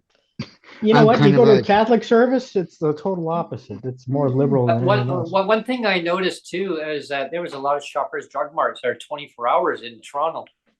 I couldn't Yeah. believe Oh, it. yeah. And I- some on opposite corners. I'm not Yes. sure Yeah. if you in your Yeah. area. I know everywhere I looked, and we wanted That's to check like Starbucks. Here. There was I think a 50s or 60s diner that was down there too, and I turned around. He One went, piece. if One you, Piece? I guess so. And he said, if you're hungry, man, I go, well. Yep. Sonny Wimpy's goes, is well, good. he's not gonna be wandering all that time of night. Well, if you want something to eat, that's a good place to check out. I go, oh, okay, I'll keep mine. Did you go to France? Was that France? Yeah, it's France. I got a chance to go there. France I used to get spaghetti there. Yeah. I go there by myself. Yeah, it was. We didn't have enough time because we got there, and I was ticked off because the hotel that we stayed at said they had laundry, and I thought, okay, good, and I confirmed it. It was a miscommunication. So I get there, okay, well, we got a load of laundry to do, and oh yeah, no, we don't have it. Are you kidding me? So we were trying to, and so I remember, Bertie, I remember messaging you about laundry. We found it, actually, it was closer than what we thought. It was only a 15-minute walk. So we walked right down the sidewalk, and it was. Oh, yeah, but those streets, Yeah. I mean, the first time, especially Brent trying to walk down like the area that I pointed him towards, right? Like I gave him the Google Maps, and I figured somebody would rescue him or point him in the right direction. Do not go down there. Yeah, and well, we walked down. But Brent, what was really great about your time in Toronto is when you were leaving, how quickly it came together and how smoothly it came together. Because I mean, it just your departure from Toronto was much easier. Oh, that it was the timing, because like I said to them at the hotel, I said, like, so here's the map, and I showed them the map that you gave me, and they're like, oh wow, okay. She goes, yeah, so you just go out the door here, and I just go walk right, and I said, okay, and then she goes, actually left, sorry, and then walk right. I go, oh, okay, and straight down. Just keep going straight down, and then you're gonna turn left, and then right, and it's right there. I'm like, oh wow. The station confuses me so bad now. I was living in Toronto, and if anybody's been in downtown Toronto, say 2009 to 2013, the whole Union Station was like brown brick with like half circular stairways up to the gates. It was like so barbaric, but it was so easy to navigate. The only thing that we had a little obstacle was trying to find change for the laundry, and we had to go to this little store. Yeah, no problem. And they had a Shoppers Drug Mart just down there, and then there's a Dollarama down there. So we was like, okay. So this other guy, he needed change too. He goes, yeah, just go to the store. Don't bother going to Shoppers Drug Mart or Dollarama. They're gonna make you buy something in there. Oh, okay. So we went in there. They had no problem. They should really just rebrand Shoppers as Loblaws. Just call them all Loblaws. We're not fooled. I just wanted to say too, like, I really enjoyed putting those segments together, all of them. Oh, and it was fun for me. Like, I kind of it felt like I was living vicariously through you and Sonia, and it was fun. And I think these trips should be celebrated. I didn't like that you were getting pushback, because it's like there should be a celebrated thing where people should actually really enjoy them. Like when I was submitting them off to you, there was actually a couple individuals on the train. As I was submitting off, we were like a day behind when I was submitting them off to you, right? And then you were posting them out. I had a couple individuals on the train, and they said, hey, Neil's already posted out your video. I go, what? Wow. And for train enthusiasts, like, they've traveled all the way across Canada. Every single train line in the US that you could think of, they've taken them. They've taken them in Europe. They've taken them everywhere. And I'm like, oh wow, this one guy, he's actually from the UK, and we were talking about the going on like BC and versus like UK and the US and all of Canada, and they're like, yeah, you guys have a lieutenant governor or this and that, and oh blah. And I said, look, no, let's don't go there. No. I said, leave that alone. And so we were just walking back and forth of, well, this country, and we were all laughing away and talking about train trips. And it's funny that any of the gripes we have all seem to boil down to the conservatives in that particular area. Wait, let's see, we got England, conservatives. No, that's what they were saying. They were kind of See, going there with that, but what they were saying overall, they were enjoying the train trip, and they said, wow, you're on the train here still, and he's already now posted out the one segment from Vancouver to Winnipeg, and I went, oh wow. I go, yeah. So he's already got this, and like, it was pretty cool. And we got there in Winnipeg. Everything was shut down though. It was on a Sunday. Everything was like, but it was okay because we got there late, and they had said, well, like, we were running behind. So they said, you know what, we're still gonna give everybody about 45 minutes. 45 minutes, We want you all back on the train. We were supposed to be there for 2 hours, and I'm actually kind of glad because, like, really there was nothing open, and it was just time for us to kind of just look around. And I felt bad because a couple of our previous guests, Neil, that we had on, they moved to Winnipeg, and they really wanted to see us. But I said to them, like, it was just way too late. Like, we got there after 10 o'clock at night, and I knew, like, I did the bus journey with Greyhound back in Yeah. back Those in are the the 90s, days. and I was coming back, and I Brent, did called you I guys called have my a- buddy. Sorry, Okay. sorry, sorry. Brent. I was going to ask Brent if he had a sleeper on the train. I did. I actually got I got a rock bottom deal. I mean, it includes our food. I mean, and it would have cost that much in food and accommodation. So, like, we got, like, I got it for $1,000. Just so everybody knows. And Wow. and you I'm- can't I'm- and the price of food, that's where they're gonna get you though. They get you on your breakfast, your lunch, and your dinner. I had it all inclusive. I had as much orange juice, apple juice, any kind of beverages, snacks. I mean, they had some healthy snacks. They had some stuff that, well, Sonia shouldn't be eating, but that's okay in moderation. She didn't even Reese's eat any of that Peanuts. anyway. You know what, amazing? It was Reese's. sitting there and she did not eat one. She did not even one. They had Oreo cookies. She didn't even touch one. Not even one. And it was they were there. wow. Sonia, congratulations. Yeah. And Brent, it was I ate the dessert. Brent. Yes. Oh, of Yeah. you're forgiven, Sonia. But Brent, it was your previous experience in life that led you to being able Yeah. to You should have make seen it through blood there. sugars after that, though. See, for people that are listening to the podcast right now, or watching it live, see, when I was 8 years old, I went on that train trip. I remember just little bits of it because of the excitement. And I remember getting to Jasper, and there was a rock slide. And so the train had to stop. And then they had to bring another train in on the other side of the mountain, but they had the buses on some kind of shuttle bus of some kind. And that was fine. We had hours and hours to spend. So my poor mom, I mean, I can just imagine, well, what do I do with him? And I wanted to explore, right? And I kept looking at trains. She goes, well, that train's not going anywhere. I want to go. She goes, well, we can't because we got to get onto the shuttle bus. So anyway, we got us on the shuttle bus. I still remember that. Anyway, fast forward. I don't remember a lot of after that. I remember is got to another train, and the train was just moving barely slowly. Like and I guess they had pulled up, and then they're like, guys reaching down, come on. And I'm going, I can't. And their train wasn't going to go without me. And I remember, I go, your legs are not tall enough, Brent. I go, I'm short. I'm too short. And like, he reached down, come on. It pulls me right up like that. And so, how fast this train is going. So fast forward to our current journey that we went on. I said to the conductor, how fast are we going? Well, you got the app. You can track it. What? You can track it. 131 kilometers an hour, Brent. Wow. Oh my Oh, God. Wow. I said, can it go any faster? He goes, well, it's rocking pretty good right now. We made up good time. We're actually 2 hours and 23 minutes ahead of time. What? But we were like 3 hours behind. Yeah, I know. We made up time. I'm like, oh my gosh. So yeah, it was good experience. Would I do it again? Absolutely. Imagine if you. Oh That's man. how much. That's how much that trip had meant, and I wanted to make sure that was expressed because Brent knows I know this, but it was very much a needed well-being. Oh yeah.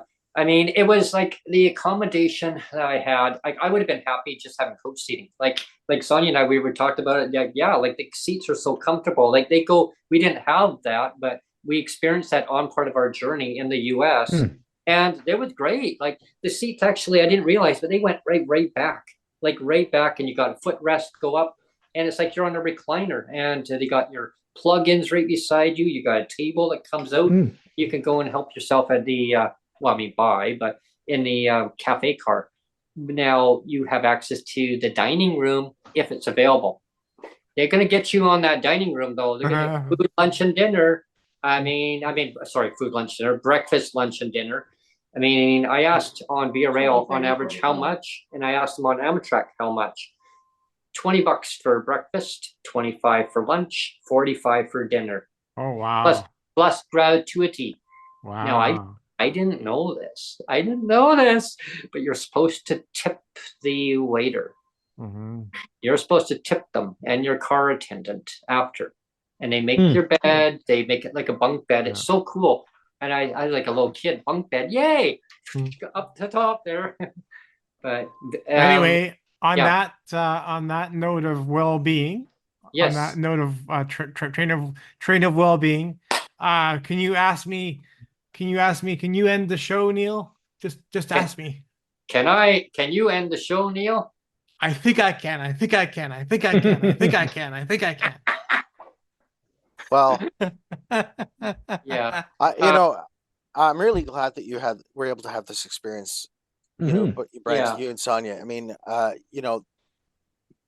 this is what we're talking about with disability is, people are saying that we shouldn't have the right to have experiences. Yeah. And these experiences, these memories are going to last you a lifetime. Oh, absolutely, MJ. Right. And when not and saying that, we don't deserve to have that. There's something seriously wrong with people's thinking to think that way, in my opinion. At least my opinion, could be yours. But I just think that everyone should have the right to have an experience. Go on a cruise ship, go on a plane for the first time, go on a train, go on an adventure. At least once in their life to have something amazing. And that's one thing I learned from, they call them conductors. And I thought, oh, they're the ones that, they're the ones who drive the train. No, those are the engineers. The conductors are the ones who are in charge of each cart on the train. And if you're in coach seating, they're in charge of coach seating, and they keep a very strict mandate of policies that you have to follow on the train. If you're in a sleeper accommodation, if you get a good deal, here's a helpful hint, everyone. You get it off season, off peak. That's when it's the cheapest. And also you need to look at how full does it fill up. It's like the old Greyhound days, right? The more it fills up, the more expensive it gets. So if you plan ahead, you can actually get a really good deal. And that's what we did. We planned. Same thing with cruise lines too. They have off and, peak. Yeah. And then Sonia got sick, right? It was a day before, and she was sicker than sick, but she got through it, and we went on it, and she didn't want to cancel it because she realized that how much energy was put into the planning. And Neil knows about the story, and I mean Bertie does. I mean, and it was a nail biter because it was pending to be canceled. Like the whole thing was pending, like the night before to be canceled. And I like the accommodation, everything, like the train, like you only had up to 24 hours. I remember you calling me the day before. Yeah, you called me the day before. Yeah. And I looked into the train. I looked into and the one is that the policy states, unless there's under certain circumstance and a major emergency come up, they'll make an exception. And however, I thought, but Sonia and Brent getting to go to Florida, was so important for Sonia's health because of her health concerns. So there were so many reasons that this, it was needed. Like it was nothing but glad to hear that you had ability to plan for something that was so needed for Sonia's health. And I mean, some of the footage, Neil put a lot of that major, good, awesome footage. I mean, I can't thank you so much, Neil, for the footage that you put in. There was like a shitload of footage too. Yeah, and there was like so much more that could have went in, I mean, but you got the best of all the footage. I mean, and to be honest, to everybody, the time went by so fast. I couldn't believe it. I'm thinking, okay, so this time yesterday we saw Dan, and we saw Birdie, and if you want to hang out, man, I mean, just give me a call, wherever. I'll be around, or wherever. And I it's like Sonia was like, we want to go here. And I looked at the time, and I'm thinking, oh, okay, and oh god, we still got to do. Well, how many days did you have in Toronto? Oh, we only had 2 days maximum, and because we want to stay longer. But the thing is, I had the itinerary set so that it was based on the price of the train travel and everything. So we synchronized it, and it was like it all worked out well. It was like almost like a puzzle, putting it all together, and how I made the itinerary. And I need someone to help me with that. I can help you with that, Ellen. I'm good at always itinerary planning, and I always did it for in any vacation or travel that I've done. I enjoy doing that because it's like getting a puzzle and putting it together. Would I do it again? Absolutely. Would we do things differently? Oh yeah, like I do coach seating. Way cheaper.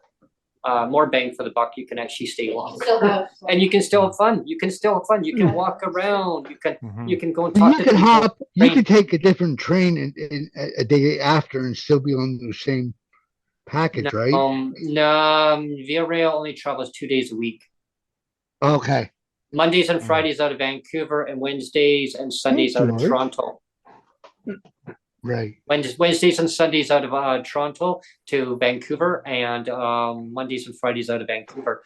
Leaves at 3 o'clock. I definitely want to do it. I just don't know where I'm going to find $1,000. I have to see if my passport funding would cover it next year. Actually, it's less than 1,000 for you, but yeah, I mean, I guess with probably like some of the stuff. But then I'd have to have someone go with me because I get very we'll come with you. disoriented. Yeah, we'll come, but we'll come out there and we'll bring you back, and then they'll give us an excuse to go back. And we'll take Neil with us too, because they got. There you go. Actually, they just need to know, Neil. The accessibility part. Really good. Neil only gets to go with half a wheelchair.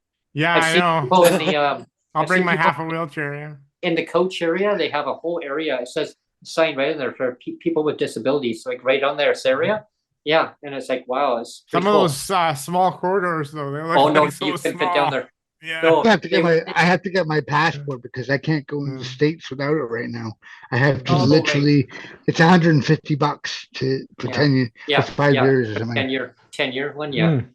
Yeah, 150. Yeah, that's what we got before. It was $150. And, But you know, that's when we one went thing to that's so Toronto- confusing. I don't know where in Toronto, in Kingston, to get my passport done now. So I'm not I sure. want to get my the- pictures done, but Yeah. You know, it's interesting. I know before we end the segment, it's a little bit extended segment today, but I know there was a couple of people that had asked me to explain to them what it was like going from Toronto to New York, though. So when you're on the one train and it's run by okay, so technically, I didn't know this either.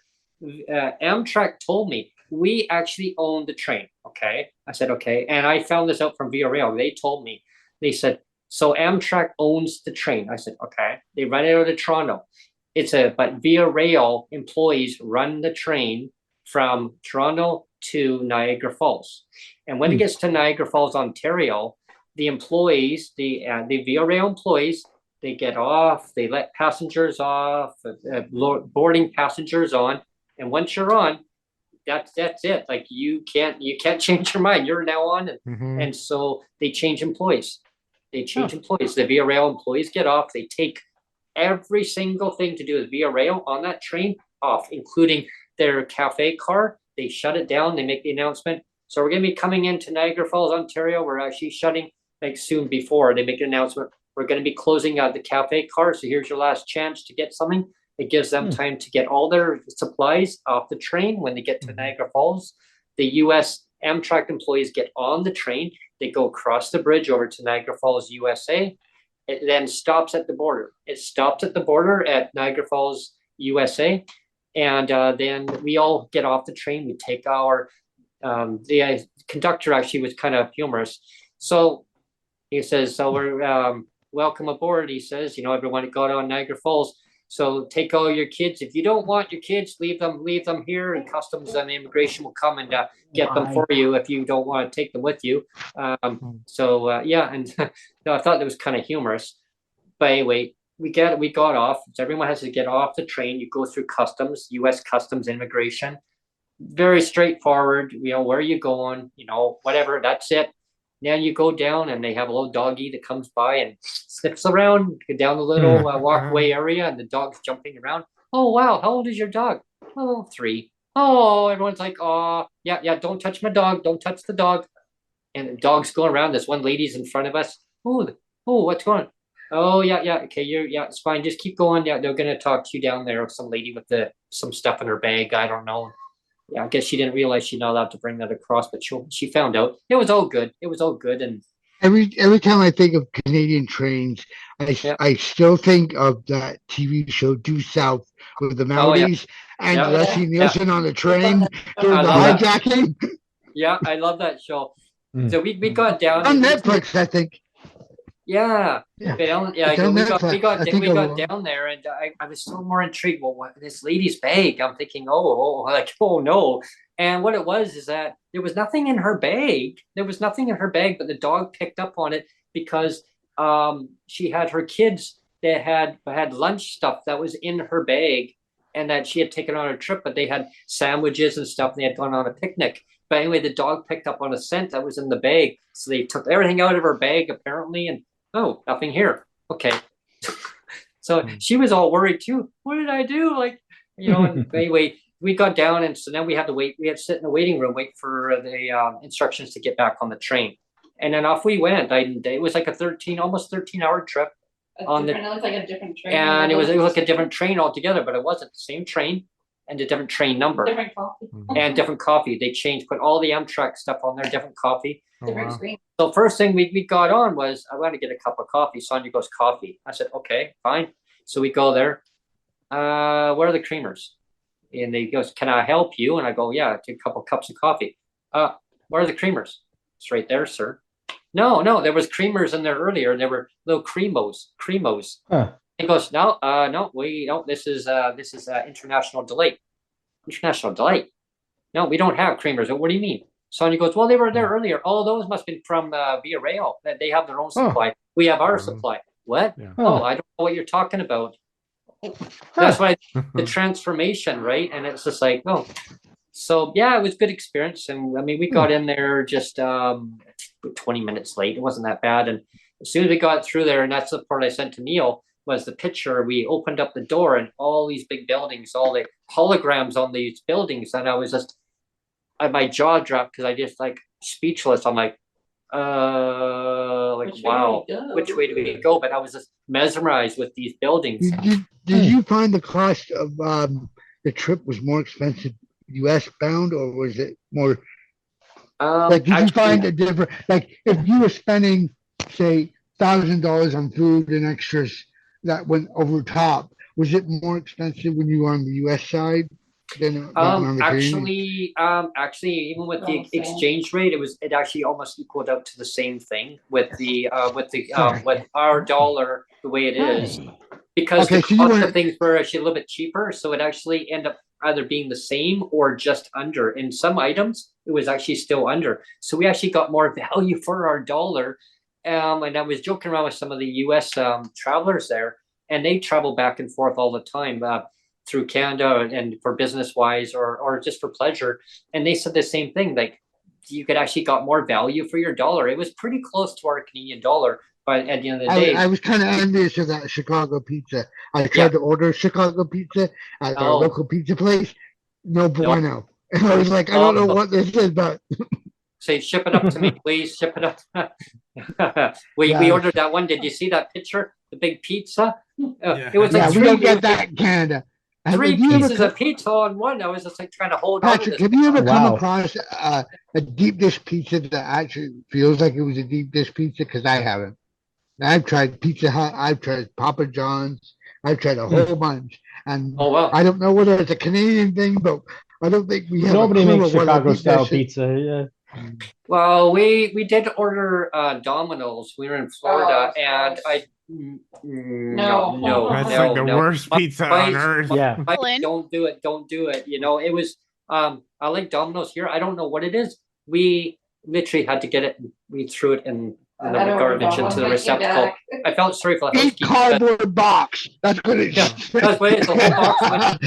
So I guess if Domino's offered to sponsor this ad, that would have been throwing Domino's under the bus, but I guess that's not going to work too well. But I mean, hey, we live and learn, though. But it made up for when we came back. It made up for when we came back. But I mean, we were very.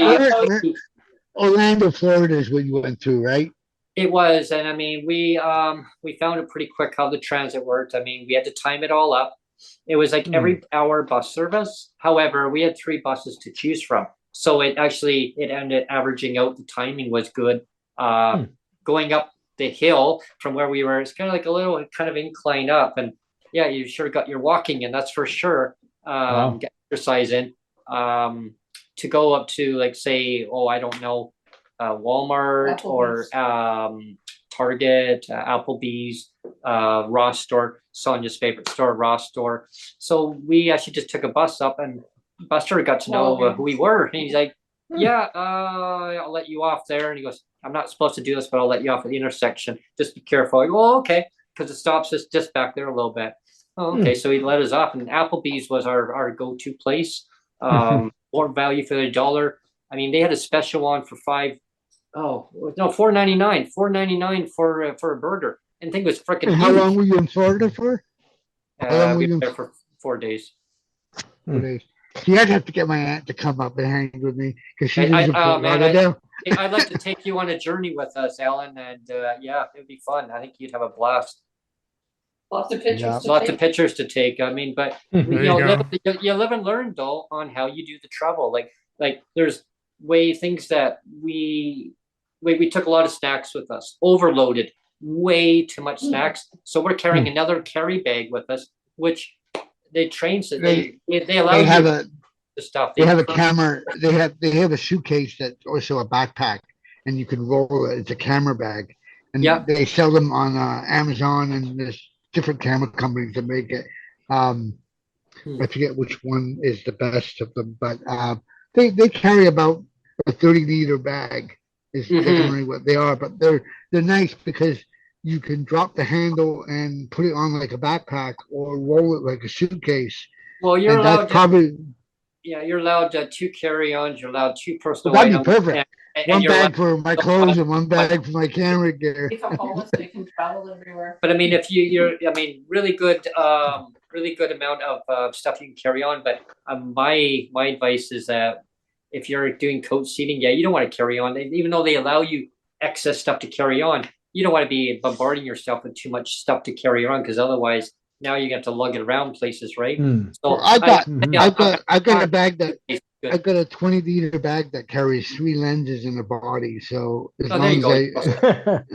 Yeah, I say camera one body. Okay. one little suitcase Yeah. and a backpack, and you're good. You're good yeah, to so go. I mob can carry that in photographer. one bag. Mob photographer there. Yeah. There you go. Yeah, I say just one carry bag with some snacks on it, a backpack, and a little suitcase, and you're good. And make sure you bring wear a sweater because it gets chilly on there, air conditioning, or a jacket, or maybe That's why thermal zip ups are a good go-to. or a hood.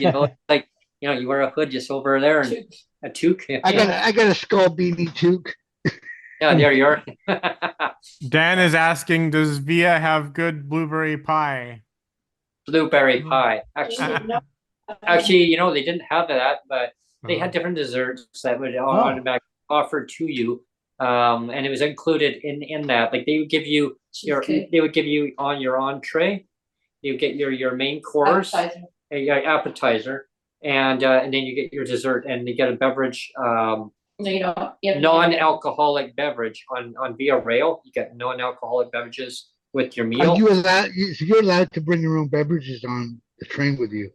Yeah, non-alcohol. I mean, as long as they're non-alcoholic. Oh yeah, well, for example, I can't drink pop, so I would be Right. Yeah, you can bring. I'd be sporting a big jug of what do you call it? The Gatorade.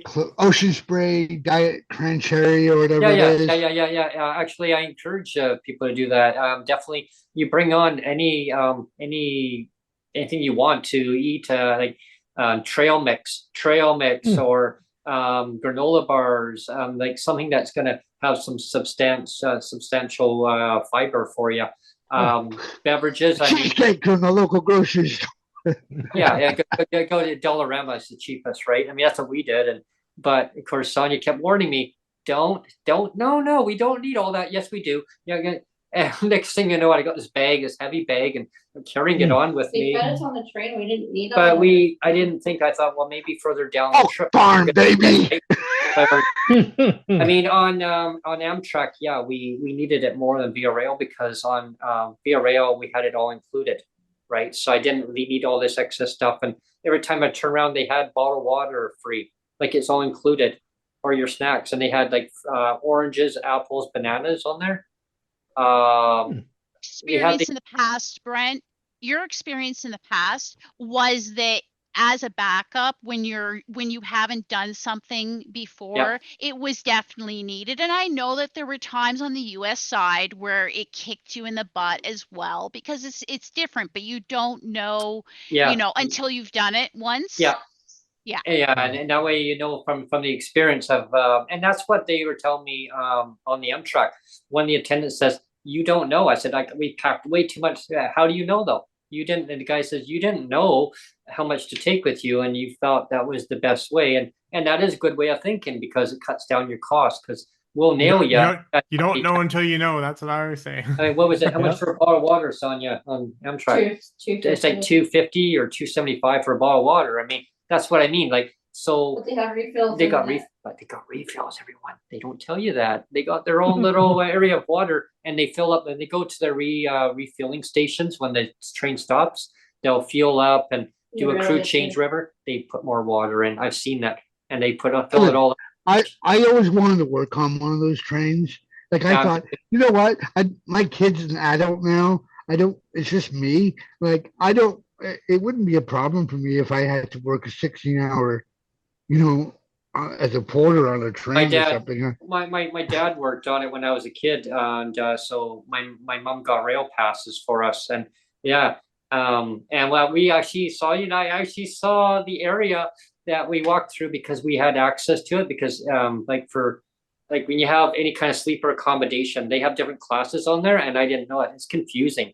But I got the sleeper plus accommodation, but the person who booked it on the phone at first, and I had to go down there in person because they wanted to see my ID for the disability pass, right? They needed to see that and then document that in there, which is fine. And so that's why we had to go away to Vancouver to do it. And she says, oh no. I go, yeah, unfortunately. Anyway, I'm glad we did, because the person had messed up had booked it. But how it is that you got two different areas. Like, so you're sitting right there, Patrick. So just think, right beside you, there's a chair right beside you. Okay. So, or no, I mean, like, say right in front of you. So right there, you're sitting there and there's a chair in front of you. Now that's one section. Now across the aisle, it's like a plane. And now across the aisle, they've got now two seats again. So how they booked it was they booked one seat where you're sitting, and now across the aisle, they booked me on the other seat on the other side. And so technically somebody else, because how it works is that first come, first serve. So whoever needs another seat, they're going to now book another seat with some stranger in front of me, another stranger in front of Sonia. And I said on the phone, well, yeah, but she's my attendant. Right. Well, that unfortunately, but we're all booked up, so that's what we have. But then it was a miscommunication. What he wasn't understanding is this is the pass. The person has to be like in the same quarter with you, even though like you have a bunk bed. I mean, I'm up above, she's down there, and so but it's already booked up. Well, technically it wasn't. It's how the computer was reading it to him. So I got there in person. The lady goes, "Oh, I see what happened. Oh, no problem. We'll fix this right here, and then regenerate it. It's all done." But my gosh, I mean, and we witnessed that when we were actually on there, because they have these other people. There was a lady traveling from Vancouver to Montreal, and the other lady was traveling to Saskatoon. I thought they were friends. Hey, how's it going? And her English was really good French, but the other one, so your friend, I'm happy, I guess, traveling across country. Oh no, she's getting off. No, she's getting off in Saskatoon. What? Oh, I thought they were traveling together. No, that's what I mean. So when it's booked, you have to make sure, if you got two friends traveling, or whatever, say I went out there and I picked you up there, Patrick, and said, hey, we're going to travel across. We got to make sure we get that ticket booked in the same area, like 1A, 1B, 1A, 1B, not 2A, 1A or 2B or 2A, because that's where it gets confusing. And I didn't know the terminology. I mean, how am I supposed to know? And then they got cabins for one, cabins for two. Now the price goes up, and yeah. And they're nothing special, to be honest. They're nothing special. We saw them, and Neil saw it too. The footage. Like, but there's lights down there, and there's fancy lights. And then you got this little bar. After that, you got this little bar that I guess they come to. Bathroom. And then after that, you're not really losing a lot by not getting a cabin then. My advice, don't do it. It's not worth it. You're getting all the same food, getting all the same treatment. Yeah. Right. We had the observation car, and we sat there, and then all of a sudden they come by and there's like champagne. All I know is I would need an aisle seat. Well, I heard this. Ask me. Brent, when you got home, Yeah. one of your first reactions to me was, "Oh my goodness, this showed us the possibilities of Yeah. what what can be, and the different experiences that you gain by being out as well." Yeah. One Yeah. one thing that Eh, stood out is But Brent, yeah. maybe that's a good cliffhanger to leave it on. Yeah. Mhm. Yeah. Yeah. I It think we- is. I think we should punch out. Ask me again. Ask me again. Ask me again about Can the you end the show, Neil? ask me again about the champagne part, and then we'll continue on where we left off on that one. Anyway, Okay. thanks everyone for tuning in. I hope you enjoyed today's segment regarding the train journey, that experience that we had. And if you want to be part of it, check out to the train travel on your best routes that you find best suited for you, and tune into the show. Greatly appreciate all the feedback that I'm getting about the train trips. Even from the people that I've run against on our journey. Awesome comments. And also, if you want to be a sponsor or you enjoy the show, like, click, subscribe, do what you need to do. Michael Bublé, we're looking at you. There you go, Michael. Maybe I'll meet Michael on a trip somewhere. And Anyway, anyway, ask me again. Ask me again, ask Brent. me again. Should we end the show today, Neil? I think I can. I think I can. I think I can. I think I I think I can. can. Thanks everyone for tuning in. Bye. Bye. Cheers.